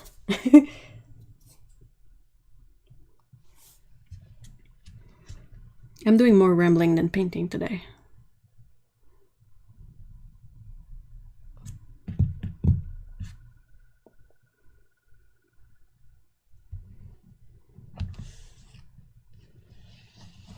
Hey, Otto! Back, showered clean, and hopefully free of wall paints. I hope so. Did I tell you I think I must have told the story about when I first moved to Montreal and we had to paint the first apartment I lived in. And we took a break from painting to go eat, so we took the subway to go somewhere. And I had like paint on my hand from painting, like white paint. And I got to the booth at the subway station and I was like, oh, 1 ticket, please. And I sort of put the money in the thingy under they have like a plexiglass window, and there's a small space where you sort of slide your money or your card or whatever. And the lady at the booth saw my painted hand, like it was not covered in paint, but it has some white splotches, which were obviously like paint. And she recoiled and she was like, oh, what's wrong with your hand? And I was like, wait, that's just paint, you dumbass. I didn't say the you dumbass part, but I thought it really loudly. And I was stunned for a second because I was like, what do you think it is? It's white paint. Like, if it was red paint, it might have been a bit weird, but it was freaking white paint. And the thing is that in Quebec, there are specific moments in the year where a lot of people move. Like, there's an official moving day. So around that time, like, if you see people with ladders or paint or buckets or whatnot, like, you sort of figure out that it's because they're moving. So the fact that this person who worked in a booth was seeing people all day and she was, like, disgusted by my clean but slightly painted hand, I was like, what the heck?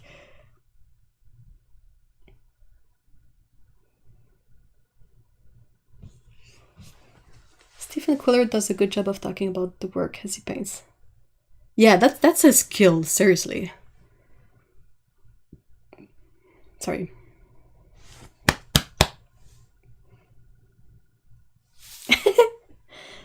Education kills the creative of minds. Oh, dang. Yeah. I would agree with that. Alexander says, and well, in real life, clouds change so fast too. It's not like the sky isn't already so subjective. Yeah. It's more fun to try to rebuild the sky that you saw than it is to copy it from a photo. Where are you originally from? Quebec. Quebec City. I moved from a city called Sainte-Foy to Montreal. But I think it's just called Quebec now. It's not called Sainte-Foy anymore. If only people could hear what we say in our introverted minds at them. Oh, we would get in trouble so often. Just say you have a very contagious disease. I was tempted, seriously. Because I was like, I came in with people, I was not like, I don't look sickly, I just have white paint on. What if I had vitiligo? Well, it wouldn't show much on my skin, but you know what I mean? Like, what kind of dumb person that was that would assume that I would either not cover up something that is contagious or that it was something contagious at all, which is paint. There's an official moving day. Wait, hold up. You can't just pass by the official moving day. It's always been there, so for me it's just like, it is what it is. But a lot of the... what's the word for it? You know, when you sign up to rent an apartment, you sign a paper. A lease, yeah. So most of the lease start on July 1st and they last for a year. So it means that since most people's lease end at the end of June and their new lease starts on July 1st, it means that on July 1st, everybody moves. You can have a different moving day. Like you can sometimes get an apartment earlier or later, or there's some sort of leeway. But in general, this switcheroo of apartment and starting of leases is on July 1st, which is why everybody moves around on July 1st. It's a nightmare.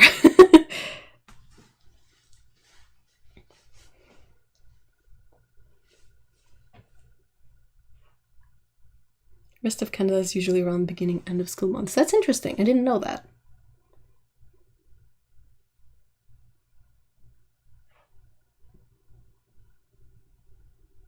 That woman was afraid Ev would infect her with common sense.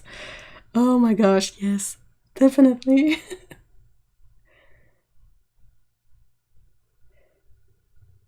The masks are indeed to talk to myself quietly in a shop because they cover it up well. You know what I do behind my mask all the time, which cracks me up, is I make faces. Sometimes I'm at the post office and there's someone really dumb in front of me and I'm always making grimaces under my mask. And I'm like, oh, I'm kind of thankful I have a mask right now because I think I might make those grimaces either way. So, at least I'm covered. Is it a French culture thing? It's a French-Canadian thing.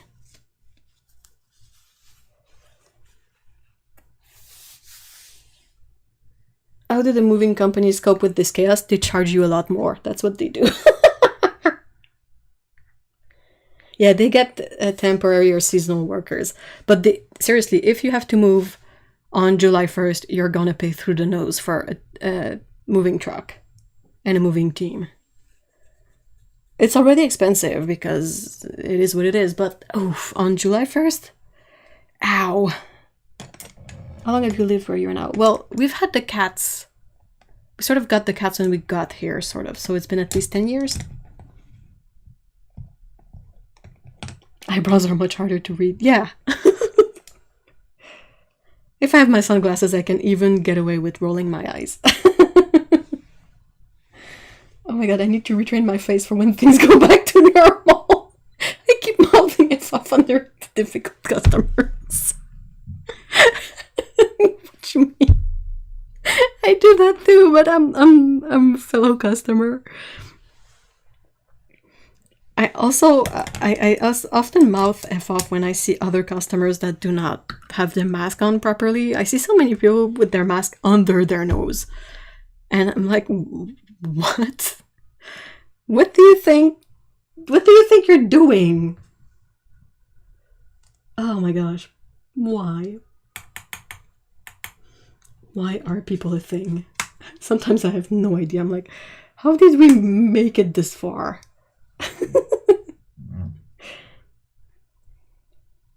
I take advantage of masks to sing in the street. That's a good one too. I love it. I sing like in silence because I'm not a good singer, but if there's a good tune playing when I'm waiting at the post office, I'm always singing behind my mask. It's like a new level of freedom we didn't think was possible.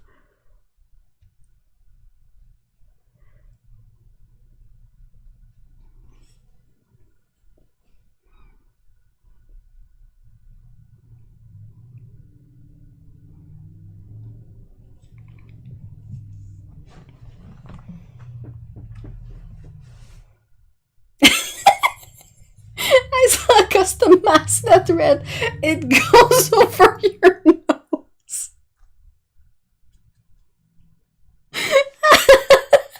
I kind of want one too. It's so stupid. Like between you and me, a mask is one of the easiest thing to sort of figure out.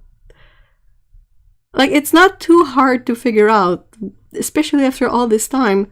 So to have people that still like go to indoor places or crowded spaces and are unable to put their mask over their nose, I'm always like, what the and I have to sort of, I really want to tell them off, but I don't want to talk with them either. So I'm kind of stuck in this spot where I just fume in silence because I'm super annoyed, but I really don't want to talk with that person. Because ew.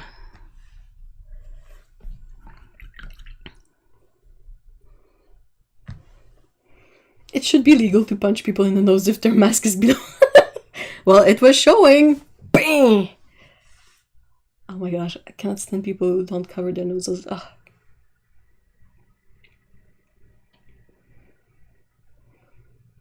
I'd imagine Canada to have less people without masks than here in America, deep south, aka the butt of America.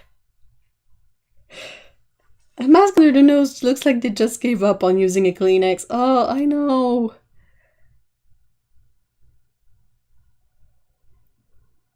I saw a mask with a printed nose on it, so you can cover your nose but still look like an idiot. It's okay. Most people wear masks. I think you will get booted out of a lot of places if you don't wear a mask. But it's just like, I see it all the time at the drugstore. You know the spot where they have the vaccination going on? And it's always like old-ish ladies, but you know, still within full Karen age. I'm always super bothered.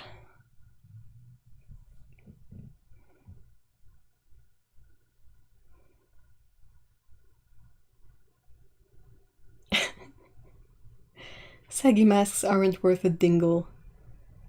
Yeah, if the issue is with the mask, you need to get a new mask. But most of the ones I've seen, like the mask was really flush, tight under the nose, so it was not an issue with the mask, it was an issue with the wearer of the mask. And like people are like, well, yeah, but it's not fun to wear a mask. Who said it had to be fun? That's not the point. Who wears a mask because they enjoy it? No one. We wear it because it serves a purpose. Not rocket science, guys. Well, not you guys. You guys are fine, but the dumb people use it wrong.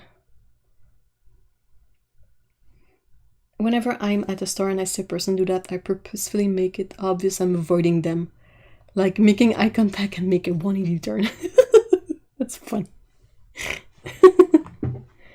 I'm going to continue to wear a mask when they lift the requirement here June 1st because people were just hoarding gas and garbage. Wait, how do you hoard gas in a garbage bag and not get arrested because it's sort of dangerous? What? I kind of missed out on the whole hoarding gas situation. I only saw it as it was already bad. Like, what's it from? I don't drive, so I'm like, is there really a shortage of gasoline? And how is that necessarily a bad thing? Oh no, less leaf blowers. Ooh. Oh no, less pollution. Ooh. And also leave the gas for like the EMT, like the ambulances and the freaking firefighters. What?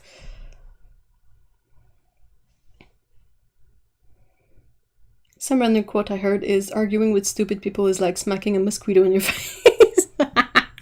Pretty much. And then you miss it and you smack yourself and you have a big itchy sort of bite. Not a bite, but a pokey mark. You know what I mean. I am extroverted enough that I will say whatever I want to say to someone about their masks because it's a matter of life and death. Yeah, at that point, I can also completely understand. When you ask a Karen her age, I'm only a Karen and a half. The butcher shop 2 doors down from where I work has a sign, no mask debating. Really, we mean it. We're tired. Oh no. Oh.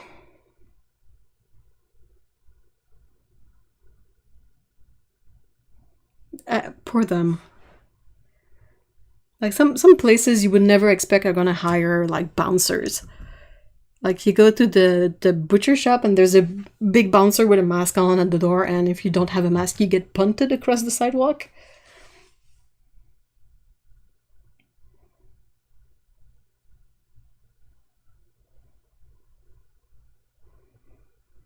Arguing is like wrestling with a pig. You both get dirty and the pig doesn't mind. That's a very good one too.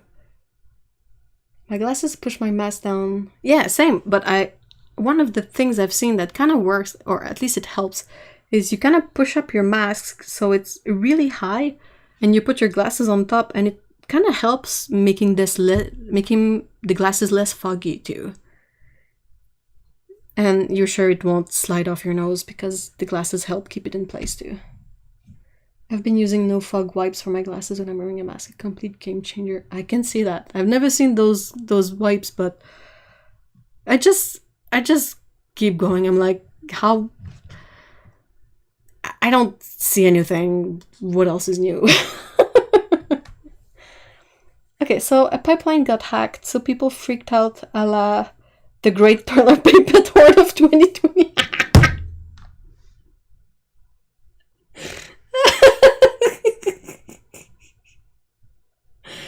Oh. There was a pipeline hacked and they shut it down for less than a week, but that's the level of stupidity. I'm in Ohio, but stuff like this was happening in Pennsylvania. Well, you can be. A lot of people need to drive to work. Anyway, the gas shortage is because there aren't enough truck drivers working. But also, I mean, we are still in unprecedented times. So if a job is like really threatening you with action, if you call them and say, "Hey, there's no gas, I can go to work. Can I work remote?" Or, I mean.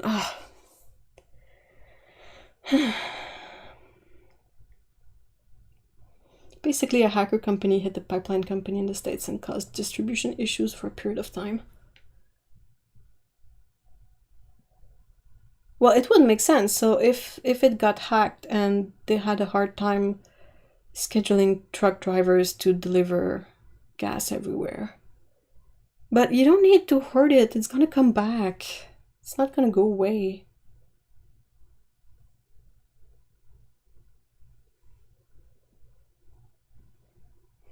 It doesn't help how many of the people who refuse to properly wear a mask or wear one at all are anti-vaxxers. Though, did you see the latest update on that? Is that now the very uninformed anti-vaxxers are convinced that if you get the vaccine, you shed the virus. So they want to wear masks. The anti-vaxxers want to wear masks to protect themselves against the vaccinated people, according to them. And if you're thinking, wow, that doesn't make any sense, you are right. To be fair, 45% of the eastern seaboard was affected by the shortage, so it could have been a problem. It would have been, but it's not a problem with no end in sight either. Like, I don't think there was a need to panic and hoard gasoline for that.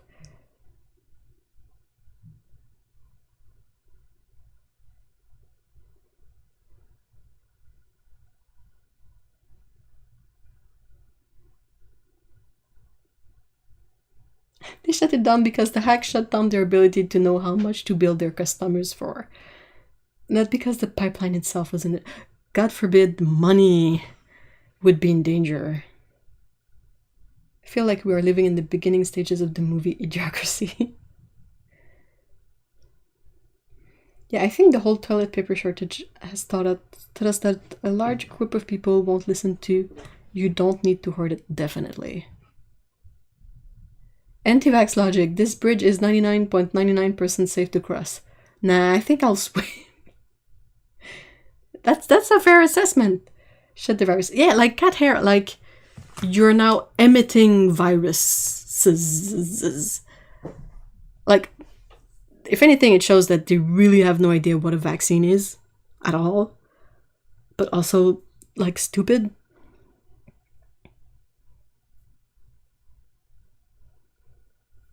So yeah, they are worried that since you're vaccinated, you're gonna give them the virus. Well, I heard something similar. A hairdresser banned vaccinated customers to protect their staff. Ugh. This is really aggravating. Hi, yes, hi there, hi. That's not how this works. It just isn't. Nope. Nope, you're fine.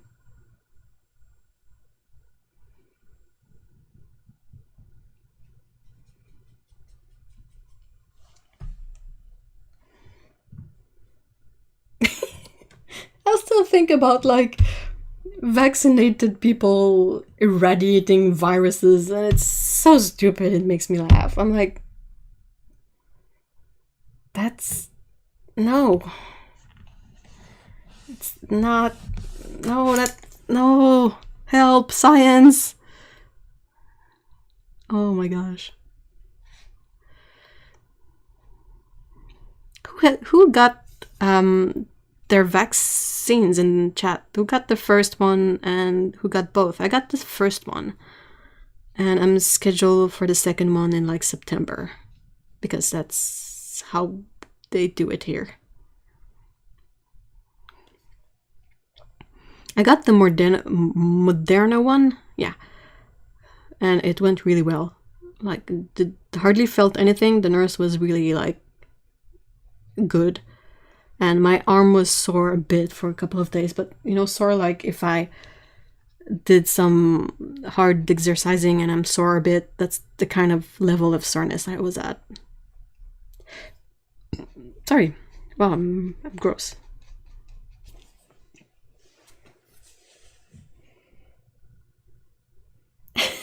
I don't know if I should laugh or cry whenever I hear something like that. Oh, that's a...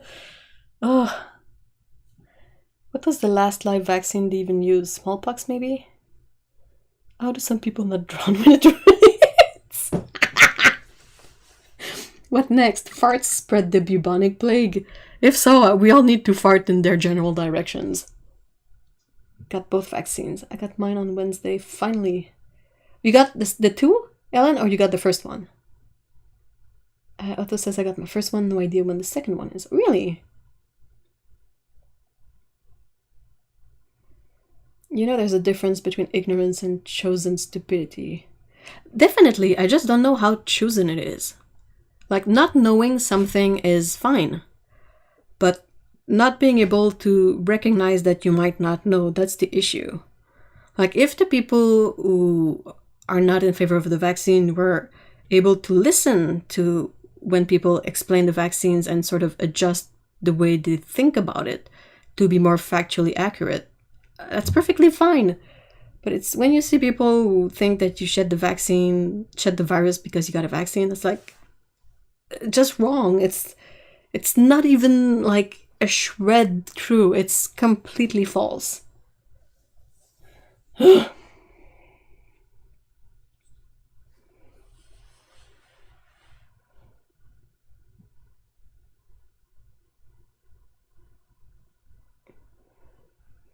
Just got the second one Thursday, still feel like crap. Oh no. My dad got the Moderna, same thing, he breezed through it. Got the Johnson vaccine, just one dose needed. I got the Johnson. How did it go, Mikey? I've had my second Moderna. I had a bruise this time and was a couch potato the next day, but that was all. I mean, all in all, we still all get off better than if we had caught the virus and had symptoms. No, I get the first one this coming Wednesday. Oh! Ontario's rollout has been abysmal. Definitely. I mean, they need to really take it up, because it's not like Ontario is doing awesome in terms of cases and all that.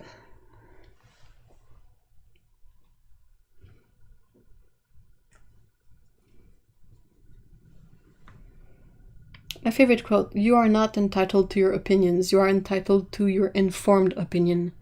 No one is entitled to be ignorant." That's a good quote.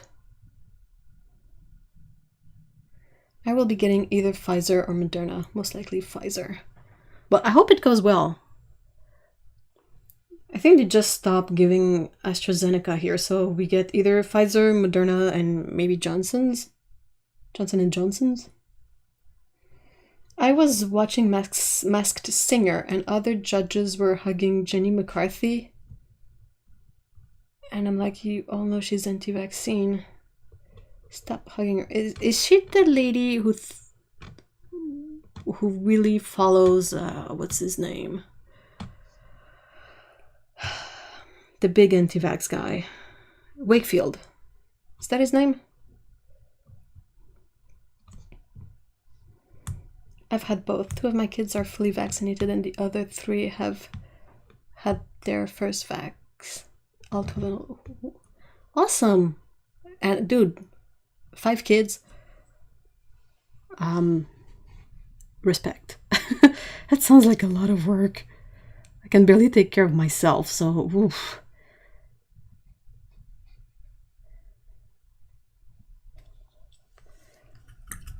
Am I literally the only one who got AstraZeneca? That's a good question. I have a friend who got it. Not sure. I'm not sure anymore.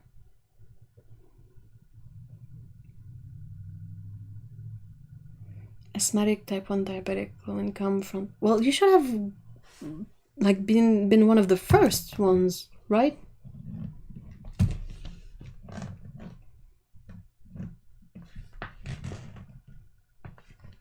Oh, what the fuck?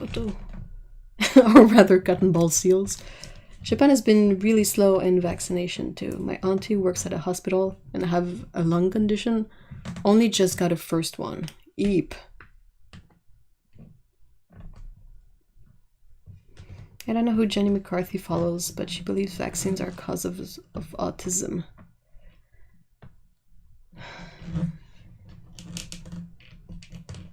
Yikes. I'm not sure exactly what the symptoms were from the Johnson & Johnson one because I was going through a fentanyl oof. Well, either you didn't time it very well or you timed it really well so that all the bad stuff would be combined into one bad moment rather than 2 bad moments. One would think that's in Ontario. Dude, Ontario needs to take its head out of its butt and get on with the stuff.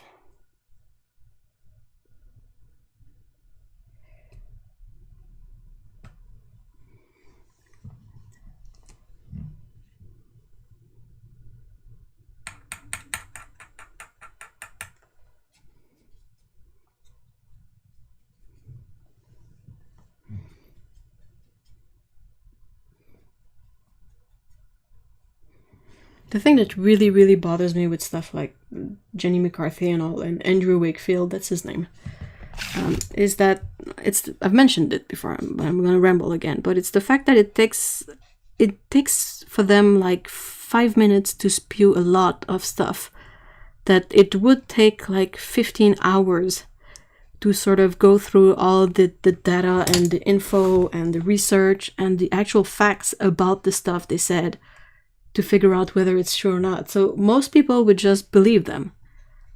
And you're like, this is not something that should be decided on just belief. Like, this is serious stuff.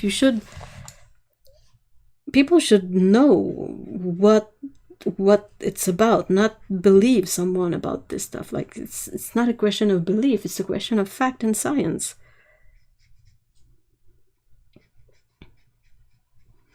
And it's perfectly fine to say that someone doesn't know. Like, it's okay. I would rather people say they don't know rather than start putting together a bunch of stuff that make no sense and then believing in that. Hey, Ginger! Oh my gosh! Hold on. Ginger, it's been a while! The only good thing I can think of about Jenny McCarthy, well, two things. Her husband, and she's a pretty good businesswoman for someone who basically thinks the earth is flat. I was really disappointed when I found out Jim Carrey's an anti-vaxxer. Oh.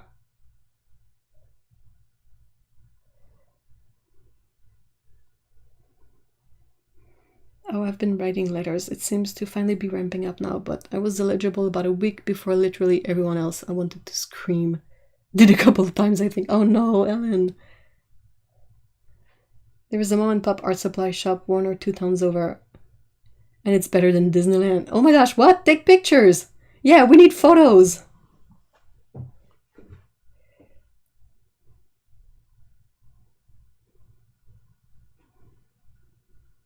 I think Ev is gonna have to explain cotton ball seals.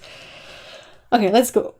A bit of context. So, you guys know that Otto's favorite animal is seals. Okay, so that's a bit of context. And she sent me a link to a TikTok video not long ago that was basically someone asking Siri to translate seals in French. And the word for seals in French is fuck. Or fuck, a seal. But it also sounds like a really rude word in English. It's not written the same way at all. Fuck in French is P-H-O-Q-U-E. So that's a seal, okay? So I was like, Otto was like, "Is this real?" And I was like, "Yeah, that's actually very real." And then I continued and I explained that the expression "what the fuck," if you sort of just go by sound and put that in French, it's a bit like saying cotton ball, the seal. What the fuck, yeah. Because an what in French is a cotton ball, and the sounds a lot like the DE, and fuck is like a seal in French. And I told Otto that, and she was like, "Whoa!" And she came up with cotton ball seals as a way to retranslate everything. And that's it.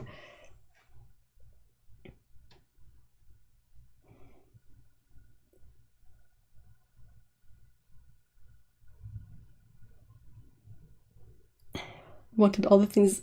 Dude, you gotta take more photos and make a whole video. It's a favorite word in French class going. We're talking about seals, really we are. Yeah, there even was some, you could get shirts back in the 90s that would have like, I had one, I'll try to remember what it was, but you basically had like a seal on like a cotton ball, and the seal was like not impressed, and it was written like what the fuck, and the seal was saying something I don't remember, but yeah. So you could buy shirts that said that and think you were really, really clever, and yeah. Alright, I'm traveling to France so I can say the F word 1,000 times and get away with it. People are just gonna ask, just gonna be curious why you say seal all over again. But I mean, people say the F word everywhere, so.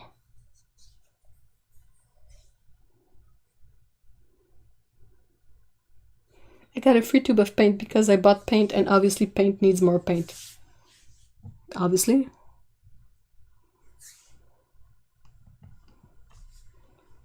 I can't believe that we're actually seeing back in the 90s. It just hurt my age spot. Yeah, it hurts mine too.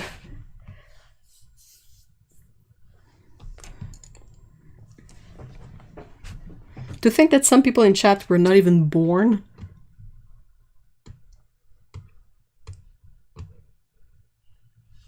Like, brain is broken. Brain is off duty.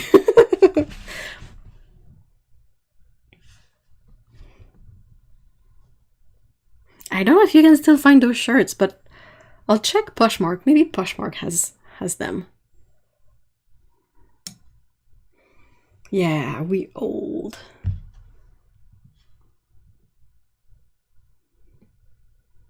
I remember, I don't think my parents were really impressed by that shirt. So I think I mostly wear it as a pajama shirt. Also, I don't think I fully, like, assumed my, my inner rude introvert, which is something I assume a lot more now. Oh, another one I did that apparently was not proper. I bought a shirt in the early 2000s from a site that used to be named English.com. And it was basically, they were doing like copies of those English shirts, like, you know, shirts that you can find in other countries that will say stuff in another language, but it sort of makes no sense. And I had one that was like full of rainbows and stars and sparkles, and it said, "I hate myself and I want to die." And I thought it was hilarious because I was like, this is so stupid. Like, it's the contrast of the happy, happy print, and you read the text and it's like the complete opposite thing going on. And I wore it to work once, and someone read my shirt and was like, "That's not funny." And I was like, oh, okay. And I never wore it again except for like a pajama. I was like, I don't want to have to sort of justify my bad sense of humor to people all the time. So I'll take your word for it and I'll wear it at home.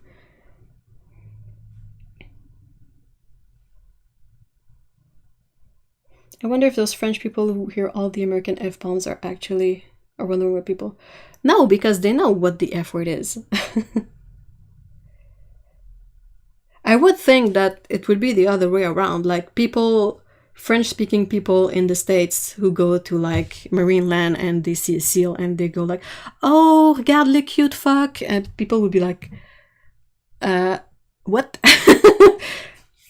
I think it's the other way around, because everyone would recognize the F word. It's pretty much ubiquitous now. My dream would be to open an art supply store with all the good stuff at reasonable prices, just so I could look at the good stuff all the time. That's a good idea.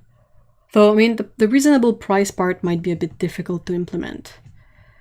Because I don't think sellers want you, like, they won't give you a discount. Like, stuff like core will forever be expensive, or any kind of schminke paints, if you're in North America, is gonna cost an arm and a leg.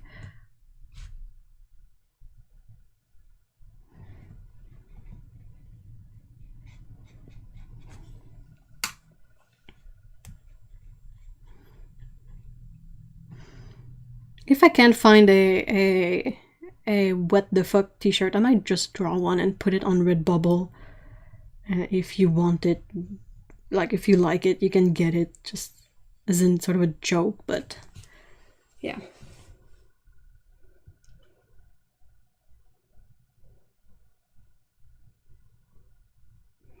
I know my son was born in 2001, right before the 9/11, and he's going to turn 20 any second now. And I didn't have him. Yeah, it's weird, right? You go like, oh my gosh, feels like just a few years, but no, it's been 20 years. Oof. Oh my god, I literally had a t-shirt that said, "I hate myself and I want to die at school." It was a Kurt Cobain shirt. Is that a Kurt Cobain quote? I didn't know about that. Then I have a Nirvana shirt on right now, and it's the it's the smiley face with the X's as eyes. But I like it because in the back it has a quote from one of their songs that says, "Everyone is gay," and it just cracks me up. Then the school told me off, even though it wasn't against the school rules. So they made a stupid rule saying no t-shirts with slogan. Oh my gosh. The Princess Bride movie. Don't say that! Don't say stuff like that! There are people younger than that movie in chat. Do it, Ev. Okay, I'll figure it out. My school was not fond of "I put the fun in funeral" t-shirts.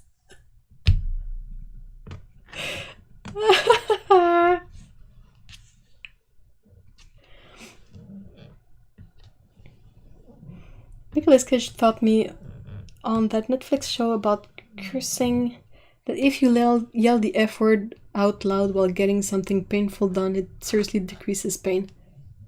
Really? It's gotta feel good to sort of release that pain in some way. But yeah, if you wanna if you want a teacher of yelling stuff loudly,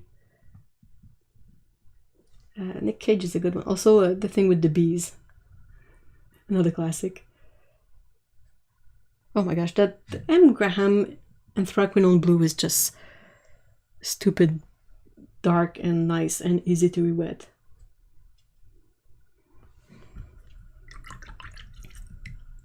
Yeah, I had bought a bunch of shirts on English, and I sort of found out that no one got it, and I was like, oh. Okay then.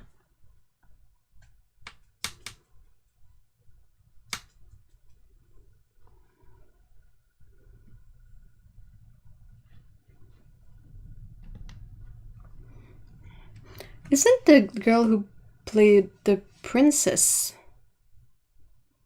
the Princess Bride herself in the movie, did she play in that TV series with Kevin Spacey? What's the name of it? It's pretty bad, actually. Brain. Hey, it's Ikaboo, hi! And yes, I have 3 tubes of M. Graham and Anthraquinone Blue. It's a good stash.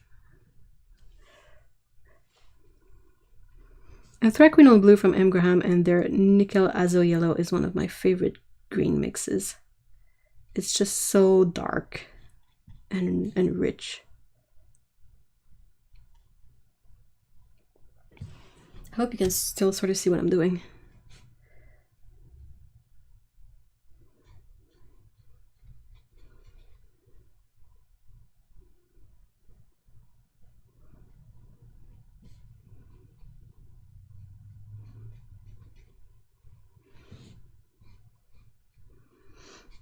You remind me of a thing I do, like people talking about how the stuff is old in chat.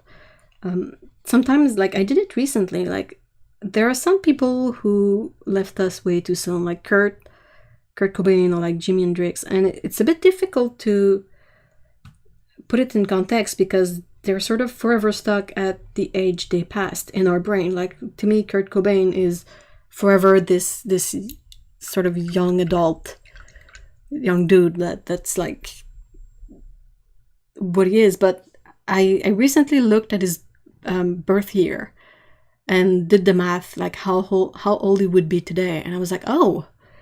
And I do it with a bunch of other artists, and it's sort of interesting to figure out stuff like, oh, or like, oh, I've passed the age that X person was when they did X thing, or it's just really interesting. I've never seen Bill and Ted's Excellent Adventure till this year. I haven't seen it yet.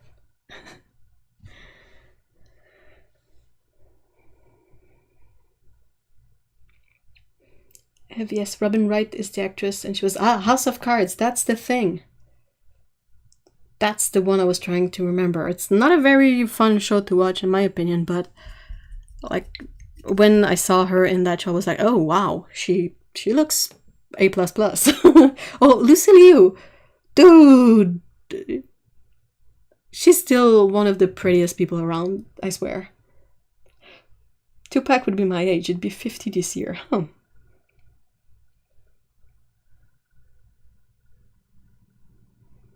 Yeah, so that's kind of weird to put those things in the modern context of who did I check? That I was like, oh, I was checking Frank Herbert, who wrote Dune and subsequent Dune books until he passed, and I checked at his birth year, and I was like, oh wow, he would be 101 like this year, and I was like, wow, he would be older than my grandma, and it really sort of helps to put things in context of where those people fall in terms of generation and all that.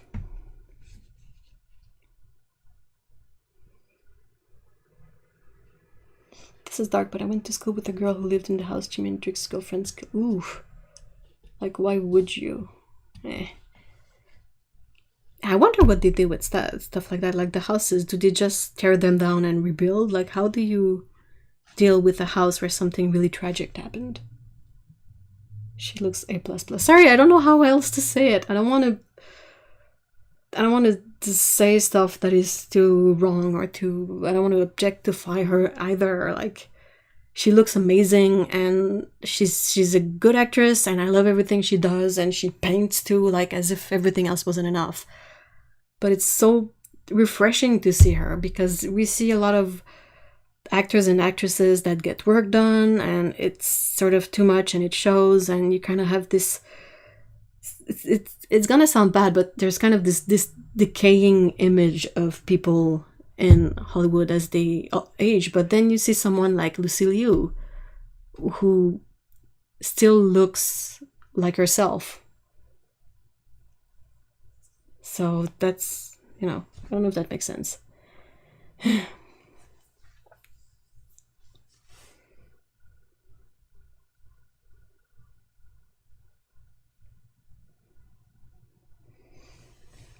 See, she taught me so much about Asian representation. Oh, I'm glad. I mean, that's a good sort of person to learn from. As far as I can tell, like she did great stuff. I'm struggling with words. It's been 2 hours and a half, so whew. Let me drink a bit.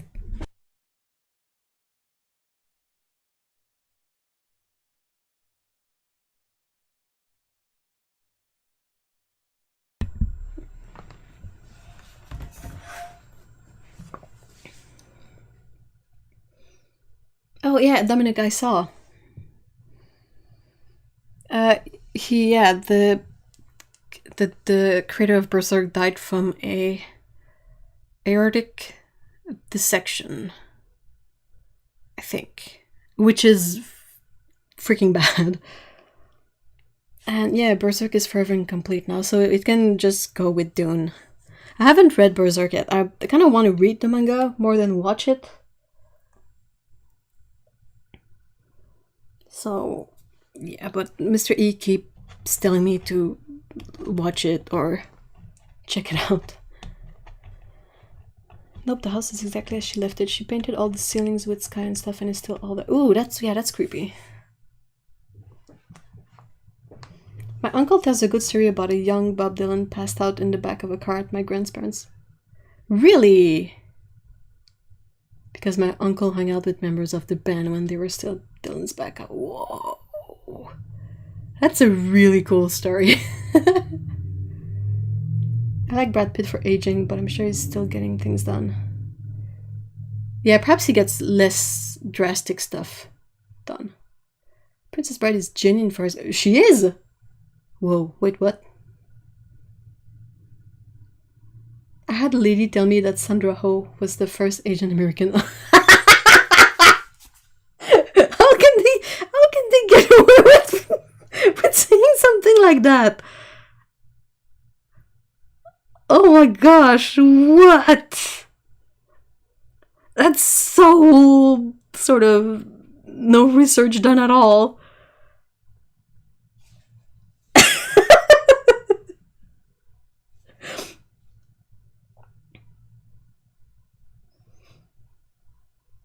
I was actually planning on reading Berserk before the day. It was... Aww.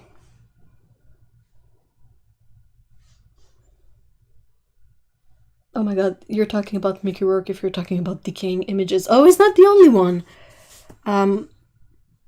Poor Reese Witherspoon went and got her face completely changed, and everybody was like, why?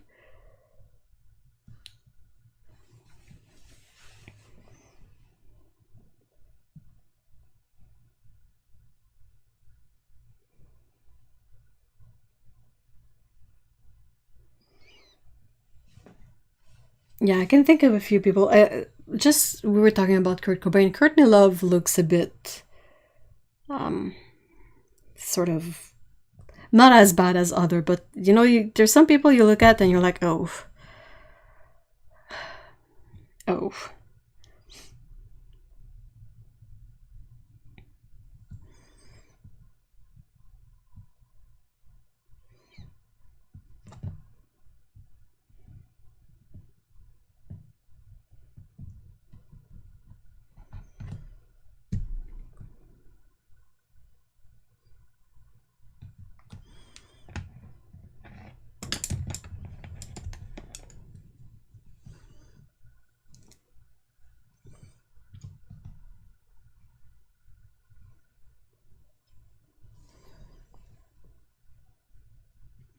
Oh, if you want to see people who really look weird now, you gotta check out the Bogdanov brothers. I think they're French, but hold on.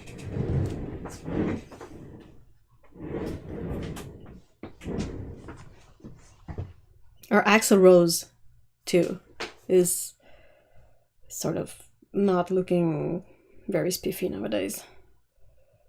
Which is so sad.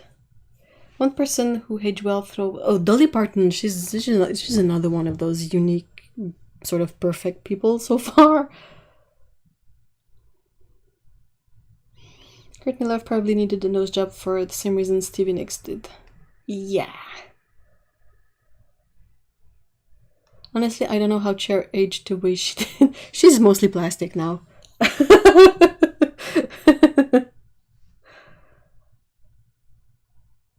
I think Dolly ages well because the white blinds us. No, it's all the sequins, all the Swarovski crystals on her stuff.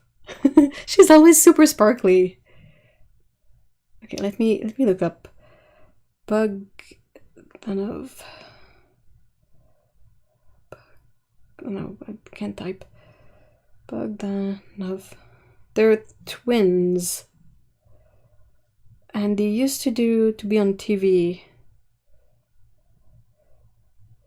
And they're French twin brothers, but they look weird now. I mean, they have a condition, I think, so keep that in mind, but it's so surreal to see them how they look now. They look like cartoons. I mean, they look like claymation people. Like, I don't know, it's so weird. Oh, Carrot Top is sad. Dolly Parton is a goddess and we don't deserve her. She's incredible. She is! Except Rose is crazier than Jenny McCarthy. Yeah, they look like cartoons, but they didn't look... Check this out. That's them younger and them now. And I don't think it's because they got work done. I think they might have a condition that would make it so, like, certain things, like certain cartilages keep growing or something. I don't know. But dude. Yeah, maybe. They look like puppets from... Yeah! They look like they're the puppet version of something from Robot Chicken, or, you know?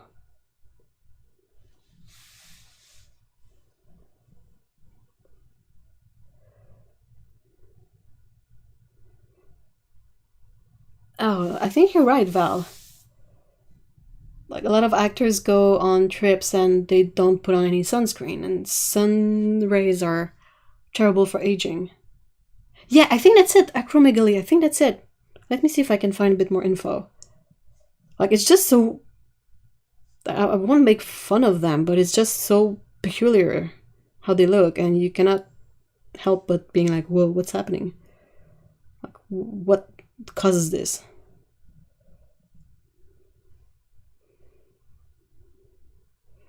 They really look like cartoons. That's so odd.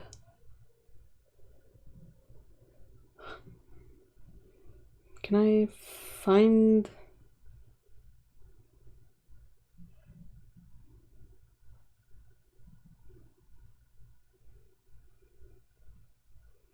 Oh, no, apparently that's just significant plastic surgeries. Really, I thought they had something going on. Like, that they couldn't really help.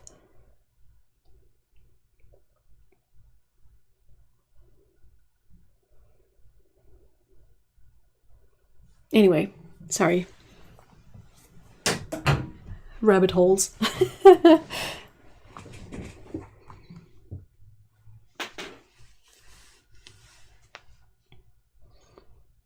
Andre the Giant was awesome. Some celebrities really get a bad case of Hollywooditis. Yeah.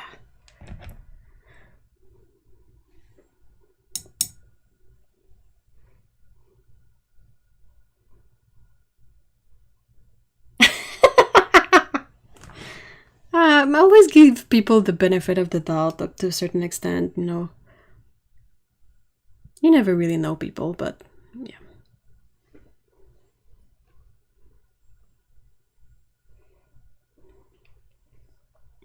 Oh, did anybody watch the last season of Castlevania? Castlevania. Speaking of cinnamon rolls.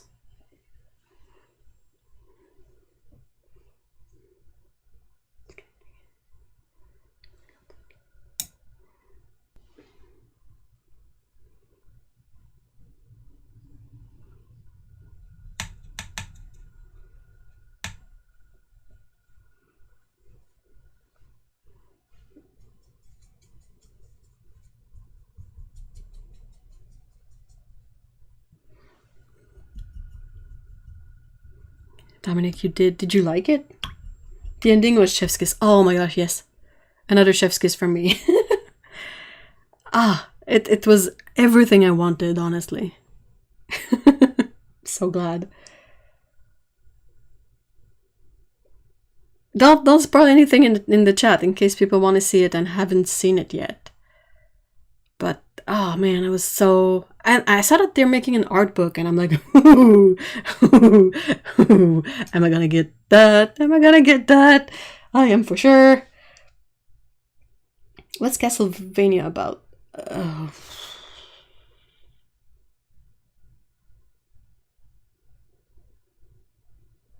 Hold on, I'm trying to think of a way to sort of sum it up. It's 4 seasons, so there's a bit more than like one storyline going through the whole thing, so hold on. Yeah, it basically follows a trio of main characters, and they're sort of fight against vampires and what is called night creatures, which are basically monsters. And they're trying to prevent them from taking over the world or killing a bunch of people or something like that.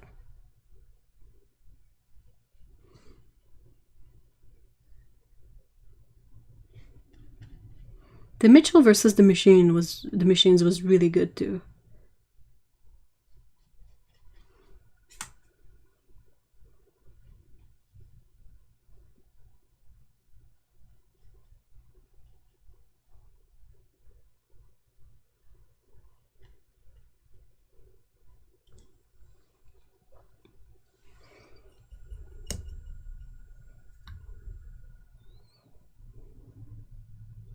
Nope, that's all I'm going to say.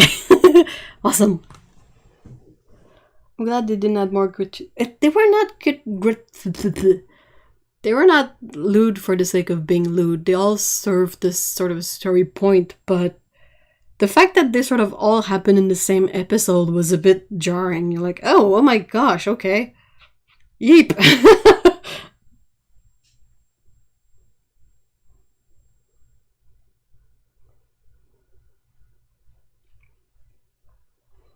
The three are precious cinnamon rolls that we must protect. Oh, definitely. I only know the NES game. Yeah, it's based on stuff from the franchise. The twins wasn't great. How was it? They had a point. They were so. I don't want to say anything spoilery. They had such a goal in mind. I wouldn't call it grit. I can't say that word apparently, but it was not just for the sake of being lewd. It was for the sake of trying to do something. Search it up and I find it a little jarring how two of the male characters have the same. Yeah, well, that's a style thing. I mean, anime has that sort of same issue. Yeah, this is just a thing. What color of paint is the shawl? This one here? It's a mix of stuff. It has okay, hold on. It has some turquoise in it, which is the most stunning color ever. It has a bit of cobalt green, and it has some cobalt violet. So the violet and the turquoise and the green, but in a ratio that would be mostly green.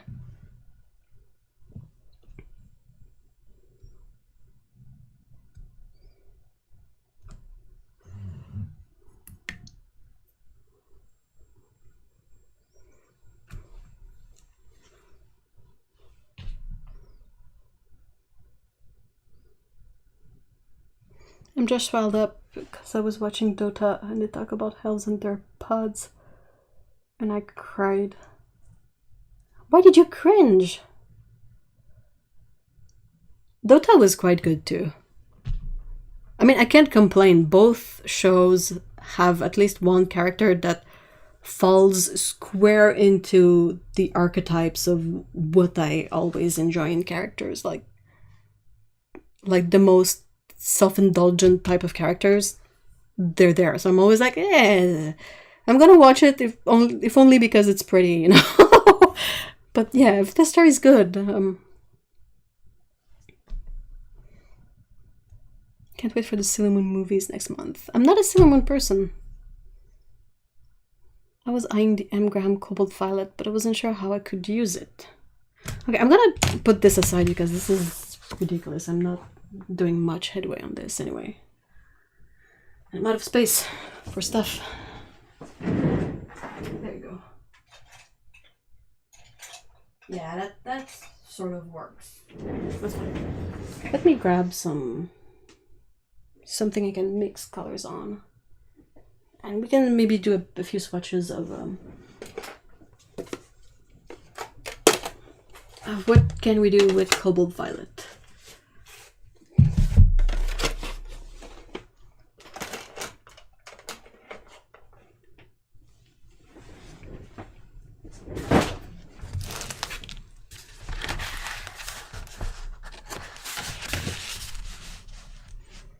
It's gonna be hard to fit this into. Yeah, okay. Let's make this happen. Ah.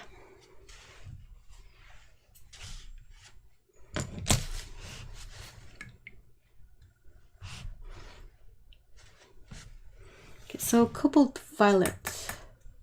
Oddly enough, this is a dry blob from the tube that dried rock hard. But the blob in my palette stayed fine, like no issues with it. It's still lovely. And it wets perfectly fine, so. Hey, thank you so much for being here, Otto. I hope you have a good night. I hope you sleep well. And yeah.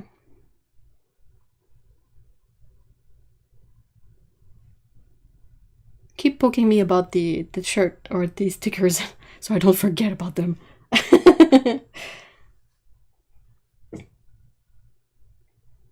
I highly recommend watching Mune just for the sake of watching pretty things, huh?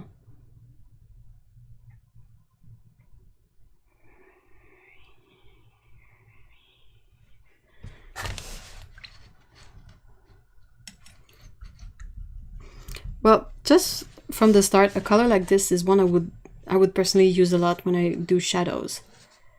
If I draw a scene that's outside, like in the sun, since the light of the sun is often yellowish, I would try to put some purple in the shadows. And I kind of like this one because it's granulating, so it has texture in the shadows, which sort of accounts for the fact that in the shadows you can see less details. So having that texture kind of helps blur out a bit of the stuff in the shadows, personally, in my opinion.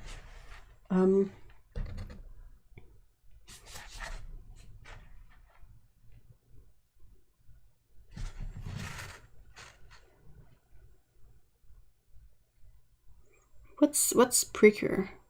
Hey, Lena, hi!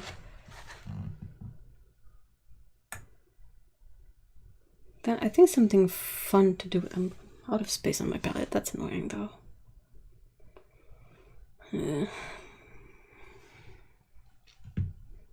Here, go there.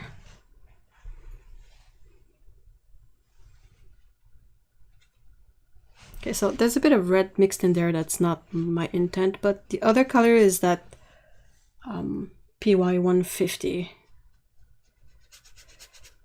You can get like oddly muted color with the texture in them. That can be good for tree bark or stones.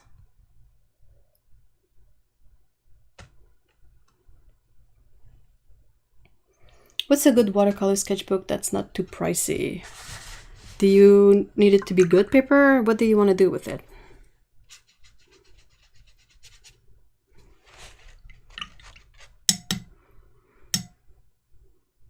There's one thing that I really like too with sort of granulating colors is if you have a, I don't know if it's going to work, but sometimes when you have a sort of a really watery drop, the cobalt violet is going to settle on the paper, but if I sort of poke it with something else, only the yellow is going to sort of travel. So you can get some pretty interesting effects from that, where the granulation is more limited in certain areas and less so in others.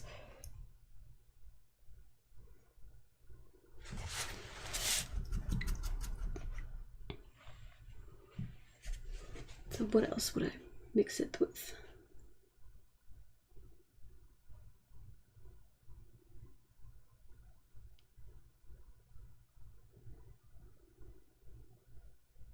You can maybe get a really fun blue if you mix it with one of the bluish greens.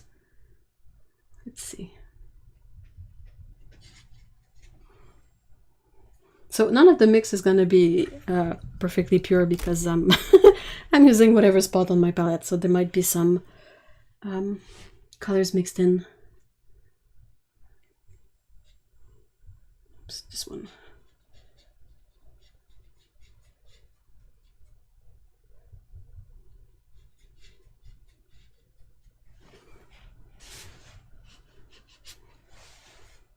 So that's cobalt violet with phthalo green blue shade.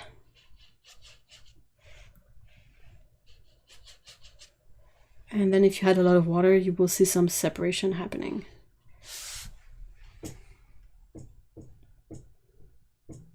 So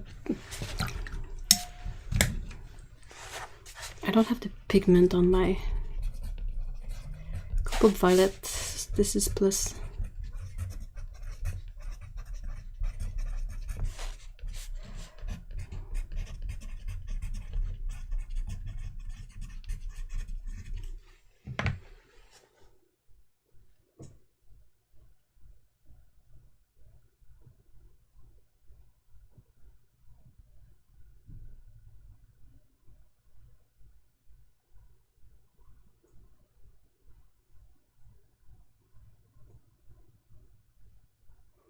Pricker is a kid's series of the typical magical girl. Okay.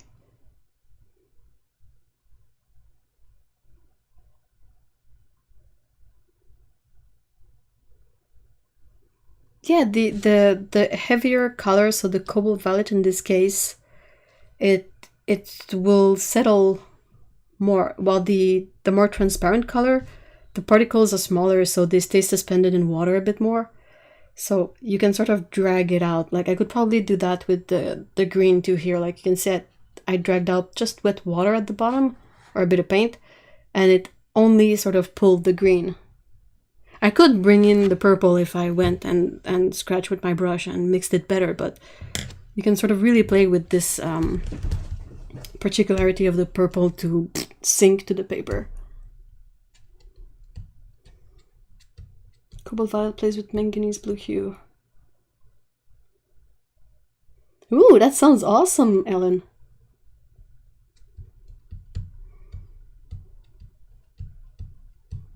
My cobalt violet rock is still between a couple of soap dishes and... Why between a couple of soap dishes? What's with the soap dishes? Okay, that's manganese blue hue. Oh yeah, they have one. It's gotta be mostly phthalo because it looks very phthalo-y. Also, I don't know if you can see. I don't think you can see it. Like in my palette, that's the blue. It's separated too in between the purple and the... And if you use it with less water, it's gonna stay mixed more, I think. So it's going to be manganese blue hue with a bit of leftover green in there.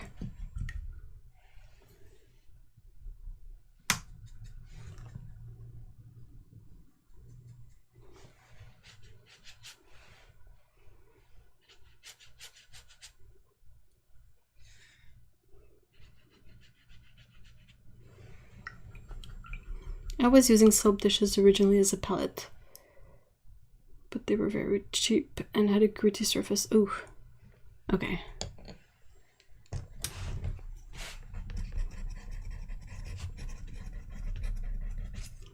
Let's see if I remix, remix that blue, and if I try to paint it with a lot less water, is it gonna stay put better?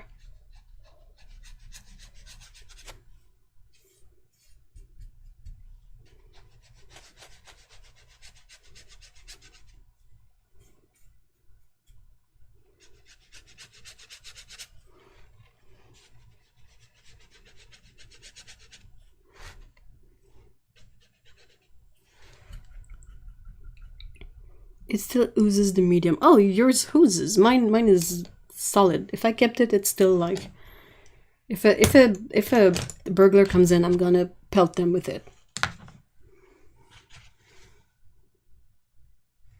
It's still separating a bit. Sometimes with some paints, if you really paint it drier, it won't separate as much. So you can really have fun with your mixes of granulating colors and less granulating colors like that.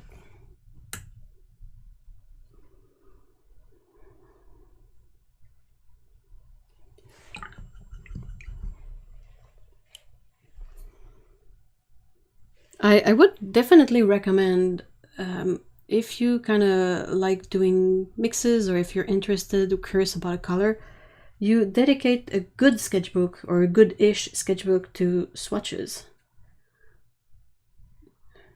Because it's sort of important to do them. It's a good way to learn a bunch of stuff, but it's often like, it often feels like it's a waste of stuff, but it's not actually. It's a good way to learn how to handle the colors. So I tried with the orange, just for, it's pretty much like the yellow actually, so. What about a red? Like a scarlet red. Something that would really mute it out.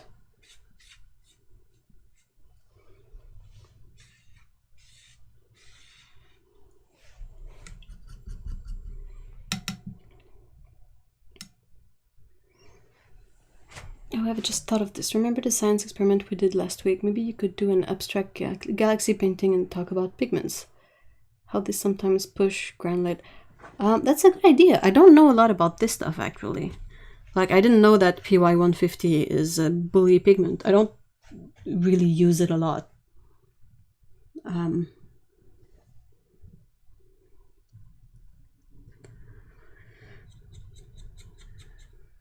When I like to do in galaxy painting is I use the Holbein, which is probably one of the least granulating paints ever, and I think cellulose paper works better for those two, because the colors stay more vibrant as they sit on top of the paper more, rather than be absorbed in the cotton paper. Oh, that's pretty.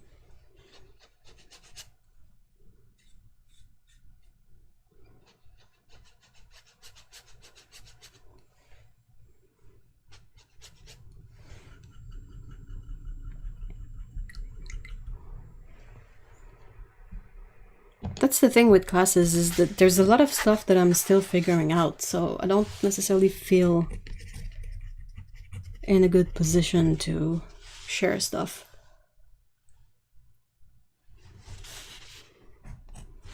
What's this one? Scarlet Pirole.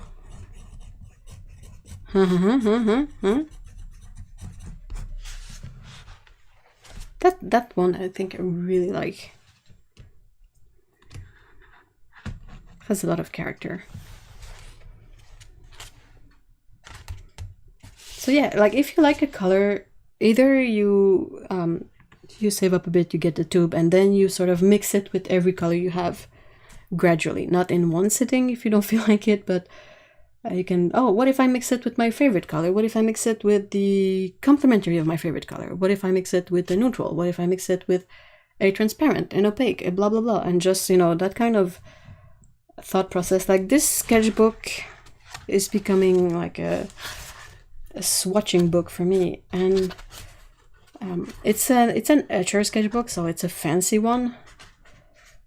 But the issue I'm running into with Sketcher is that Sketcher Etcher is that their paper has a side, and I don't like painting on the back side of the paper because it has a sort of grid-like pattern that I don't like. So it basically means that all the sheets have just one side, which I think is a waste of paper. So I've started making swatches in it, and I kind of really enjoy it because swatches are important. They are part of the learning process.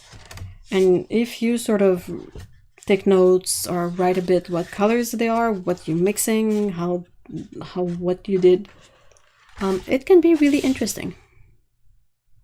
P-roll versus pie-roll. It's P-roll. Dang it. Oh, bye, Helen. I'm gonna stop too. It's 5. That's our long stream sort of time.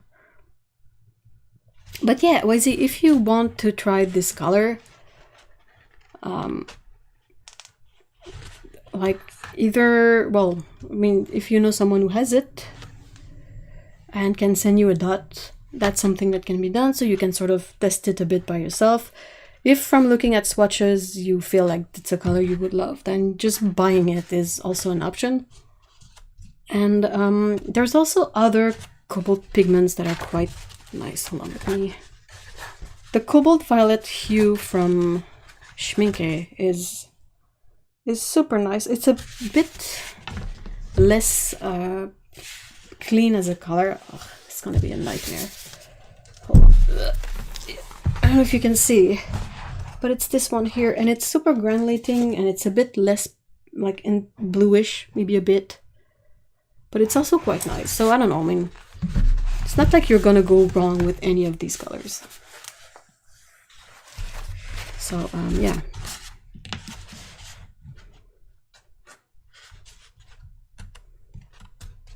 Might be a good color to mix in if you want to have a sort of a wool texture fabric on a drawing. Kind of has that heather-ish effect of color, like when you have heather color of t-shirts and all that. Anyway, do you guys have any more last-minute questions?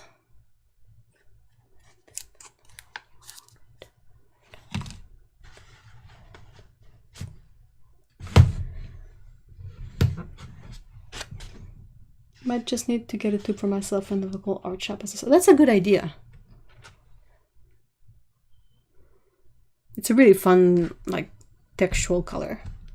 You can also check out the Schminke super granulating colors. See if any of them has kind of a granulating violet in it. That can be an inspiration for what to mix the color with too.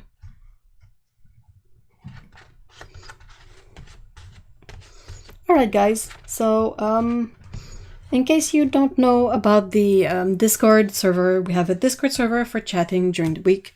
It's a lot of fun, it's free, it's easy to set up, and you can ask questions if you have any questions. The link is in the description, and you just click it and it's going to take you through the process of setting up an account that's free, and you can talk the rest of the week with us. I have all the relevant link in the description, and I want to say a big thank you guys for being here today again. And I really hope you have a great weekend and it's not too hot where you live, unlike here. And yeah, have a great week, have a great weekend, and see you all next time. Bye bye.